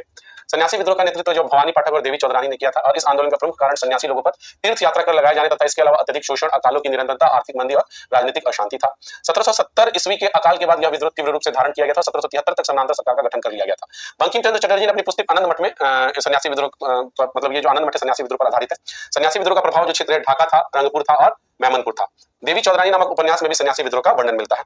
चलिए अगला क्वेश्चन है आपसे, 1857 के विद्रोह के संदर्भ में निम्न कथनों में से कौन सा कथन असत्य है? अधिकांश भारतीय शासकों ने इसमें भाग लिया था, यही वाला सत्य है। दक्षिण भारत से साफ साफ एकदम खत्म हो गया था। अधिकांश शिक्षित भारतीयों ने समर्थन नहीं किया था, यह आपका बिल्कुल सही है। बंगाल के जमींदार ब्रिटिश सरकार के प्रति वफादार बने रहे, यह भी बात आपका सही है। यह संपूर्ण भारत को प्रभावित नहीं कर सका, यह भी बात बिल्कुल सही है। तो अधिकांश भारतीय शासकों ने इसमें भाग लिया, यह कथन बिल्कुल असत्य है। वास्तव में अधिकांश भारतीय सदस्यों ने इसमें भाग नहीं लिया था। कई शासक सरकार के प्रति वफादार बने रहे थे, जैसे कि पटियाला हो गया इसमें। पटियाला के बाद आपका ग्वालियर हो गया, ये शासकों ने इसमें साथ नहीं दिया था। अधिकांश शिक्षित भारतीय 1857 के विद्रोह का समर्थन नहीं किया था, क्योंकि उनका मानना था कि यह आंदोलन आधुनिक विचारधारा के विरुद्ध या प्रतिक्रियावादी आंदोलन है। बंगाल के कई जमींदार ब्रिटिश सरकार के प्रति वफादार बने रहे थे, क्योंकि इन्हें ब्रिटिश सरकार से लाभ प्राप्त होता था। 1857 का विद्रोह पूरे भारत को समेट नहीं पाया था, यह मुख्य रूप से उत्तर एवं मध्य भारत तक ही सीमित था। आगे बात करते हैं, बंगाल, पंजाब, कश्मीर, उड़ीसा, दक्षिण भारत में यह क्रांति जो है के लिए पहले से 13 मई का समय निर्धारित की गई थी, लेकिन विद्रोह 10 मई को ही शुरू हो गया था, जिस कारण इसमें सब लोग नहीं समेट पाए थे। अगला है आपका हाल ही में शुरू किए गए क्वाड एट सी शिप ऑब्जर्वर मिशन का उद्देश्य क्या है? तो इसका मिशन है हिंद प्रशांत क्षेत्र में समुद्री सुरक्षा एवं सहयोग को बढ़ावा देना। ठीक है, आइए कुछ इंपॉर्टेंट तथ्य को देख लेते हैं। जुलाई 2025 में बिहार सरकार द्वारा नवाचार एवं उद्यमिता को बढ़ावा देने के लिए बिहार आइडिया पोर्टल की शुरुआत की गई है। हाल ही में पारित बिल्स ऑफ लैंड जो लैंडिंग 2025 विधेयक है भारतीय माल वाहन अधिनियम 1856 को प्रतिस्थापित करेगा। बिहार कृषि विश्वविद्यालय सबौर ने मखाना में एक नए जैव सक्रिय यौगिक N2 आइडोफेनी की पहचान के लिए भारत सरकार से पेटेंट प्राप्त कर लिया है। बिहार कैबिनेट सभी 8,053 ग्राम पंचायतों में 50 लाख प्रति हॉल की लागत से विवाह जो है ये मतलब एक हॉल का ये होगा 50,000 प्रति हॉल की लागत से विवाह मंडप निर्माण को मंजूरी दी है, जिसका कुल बजट जो है 4,026 करोड़ रुपया है। आगे बात करते हैं। बिहार सरकार के द्वारा मुख्यमंत्री प्रतिज्ञा योजना के तहत 18 से 28 वर्ष के युवाओं के लिए कक्षा 12वीं डिप्लोमा और स्नातकोर की योग्यता रखते हैं जो उनके लिए क्रमशः 4,000 रुपए प्रतिमा, 5,000 प्रतिमा, 6,000 रुपए प्रतिमा की राशि इंटर्नशिप के लिए प्रदान की जाएगी। असम राज्य जो है मानव हाथी संघर्ष से निपटने के लिए गज मित्र योजना शुरू किया, इंपॉर्टेंट है। 5 लाख से अधिक पौधा लगाकर जो हरेला पर्व है उत्तराखंड में ही मनाया गया है। GS 2026 रैंकिंग में दिल्ली शहर को दुनिया का सबसे किफायती छात्र शहर का दर्जा दिया गया है और 21 जुलाई 2025 को पेपरलेस नेवा सेवा केंद्र का उद्घाटन दिल्ली विधानसभा ने किया है। 18 जुलाई को नेल्सन मंडेला दिवस मनाया जाता है, याद रखिएगा। अगला है सर्वाधिक गुरुत्वीय स्थिरांक जो जी का मान निम्नलिखित में से कितना होता है? तो 9.8 मीटर पर सेकंड स्क्वायर होता है या 6.673 into 10 to the power -11 Newton पर मीटर स्क्वायर होता है या 6 into 10 to the power 24 metre या 6.4 into 10 to the power 6 newton metre होता है। तो सर्वाधिक जो गुरुत्वीय स्थिरांक है जी का मान, गुरुत्वीय स्थिरांक जो होता है उसको कैपिटल जी बोलते हैं, का मान जो होता है 6.673 into 10 to the power -11 newton metre पर केजी स्क्वायर होता है। और सर्वाधिक गुरुत्वीय स्थिरांक जो है इसका एसआई मात्रक न्यूटन मीटर पर केजी स्क्वायर होता है। जी का विमा जो होता है ये होता है और यह एक अदिश राशि है, इसका जो मान पूरे ब्रह्मांड में नहीं बदलता है। सर्वाधिक गुरुत्वीय स्थिरांक जी की खोज जो है हेनरी कैवेंडिश जो है ने की थी और इसका नाम भी सर्वप्रथम इन्होंने ही ज्ञात किया था। मान जो है गुरुत्वीय त्वरण जी जो है इसका मान अलग अलग जगह पर अलग अलग होता है। पृथ्वी के केंद्र पर जो, इसको रट लीजिए, पृथ्वी के केंद्र पर जो जी का मान होता है 0 होता है। जी का मान जो भूमध्य रेखा पर न्यूनतम तथा ध्रुव पर अधिकतम होता है। ये सब आपके एग्जाम में पूछा गया है। गुरुत्वीय त्वरण पृथ्वी की सतह से ऊंचाई और पृथ्वी सतह से नीचे गहराई के साथ घटता है, याद रखिएगा, ऊंचाई के साथ भी और भीतरी सतह के साथ भी ये घटता है। यदि पृथ्वी अपने अक्ष पर घूमना बंद कर दे तो ध्रुवों के अतिरिक्त प्रत्येक स्थान पर जी का मान बढ़ जाएगा और यह वृद्धि जो है भूमध्य रेखा पर सबसे ज्यादा तथा ध्रुवों पर सबसे कम होगा। यदि पृथ्वी अपने अक्ष पर तेजी से घूमना प्रारंभ कर दे तो जी का मान जो है घट जाता है। यदि पृथ्वी वर्तमान से 17 गुना अधिक तेजी से घूमना प्रारंभ कर दे तो भूमध्य रेखा पर रखी वस्तु का भार जो है शून्य प्रतीत होने लगेगा। गुरुत्वाकर्षण बल जो है सबसे दुर्बल बल होता है और गुरुत्वीय त्वरण जी पृथ्वी के द्रव्यमान एवं त्रिज्या पर निर्भर करती है। ये वाले क्वेश्चन को रट लेना भाई, रट लेना, इसमें से एक क्वेश्चन फिजिक्स में आएगा। जी का मान जो है पृथ्वी की सतह पर 9.8 मीटर पर सेकंड स्क्वायर होता है। जी का विमान जो होता है LT-2 होता है और गुरुत्वीय त्वरण जो होता है ये एक सदिश राशि है और इसका जी में आप इसको फॉर्मूला से निकाल सकते हैं। निम्नलिखित में से कौन जो है, अगला क्वेश्चन है, निम्नलिखित में से कौन प्रकाश के कण प्रकृति की व्याख्या करती है? तो निम्नलिखित में से जो प्रकाश का वैद्युत प्रभाव है वो इसका व्याख्या करता है। चलिए अगले क्वेश्चन पे आते हैं। निम्नलिखित तत्वों में सबसे कम विद्युत ऋणात्मक तत्व कौन सा है? विद्युत कम ऋणात्मक तत्व जो सीजियम होता है। ठीक है, सीजियम जो है सबसे कम विद्युत ऋणात्मक तत्व है। सीजियम सबसे अधिक नहीं, ये सबसे कम होगा। सबसे कम विद्युत जो है, अच्छा सॉरी, सबसे अधिक, ये ऋणात्मक का बात कर रहा है, सबसे कम विद्युत ऋणात्मक तत्व होता है और सीजियम जो सबसे अधिक विद्युत धनात्मक होता है तथा फ्लोरीन सर्वाधिक विद्युत ऋणात्मक होता है। सही है, सही है, सही है, सही है। ऋणात्मक अगर रहेगा तो सबसे कम और धनात्मक रहेगा तो सबसे अधिक हो जाएगा सीजियम। सीजियम का परमाणु क्रमांक जो होता है 55 है और यह सर्वाधिक क्रियाशील धातु होता है। क्लोरीन की अगर बात करते हैं तो सर्वाधिक विद्युत बंधुत्व वाला तत्व है। फ्लोरीन सबसे अधिक क्रियाशील अधातु होता है, अधातु तत्व है। विद्युत ऋणात्मक तत्व में अगर हम बात करते हैं तो सबसे ज्यादा फ्लोरीन, फिर क्लोरीन, फिर ब्रोमीन, फिर आयोडीन होता है। लिथियम जो होता है सबसे हल्का धातु होता है। ठीक है, अगले क्वेश्चन की ओर बढ़ते हैं।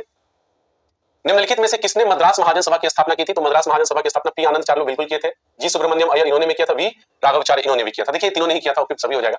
मद्रास महाजन सभा की स्थापना जो है 1884 ईस्वी में किया गया था। मद्रास महाजन सभा के संस्थापक सदस्य में एम वी राघवाचार्य हैं, जी सुब्रमण्यम अय्यर है और पी आनंद चार्लू है। इस सभा का पहला सम्मेलन जो है 29 दिसंबर 1884 से 2 जनवरी 1885 तक मद्रास में आयोजित किया गया था। मद्रास महाजन सभा की प्रमुख मांगे क्या थी? तो कार्यपालिका से न्यायपालिका का अलगाव, विधान परिषद में सुधार करना। वी राघवाचार्य जो है इन्होंने द हिंदू समाचार पत्र के संपादक सदस्यों में से एक थे, जो आज भी द हिंदू आप लोग पढ़ते हैं। ये वर्ष 1878 से 1905 ईस्वी तक इसके प्रबंधक निर्देशक भी रहे थे।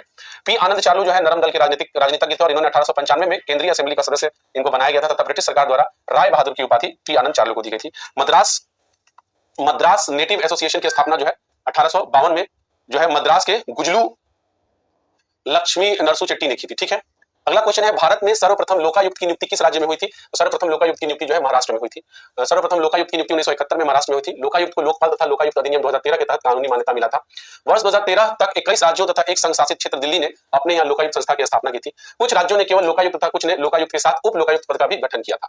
नियुक्ति अगर बात करते हैं तो राज्यपाल द्वारा किया गया था और कार्यालय का बात करते हैं तो 5 वर्ष या 65 वर्ष इनका होता है। लोकायुक्त की जांच परिधि में कौन कौन आ जाता है? तो स्थानीय निकाय जो है वो निगम, कंपनी, समिति के अधिकारी, मंत्री एवं उच्च अधिकारी और कुछ राज्यों के मुख्यमंत्री भी आ जाते हैं।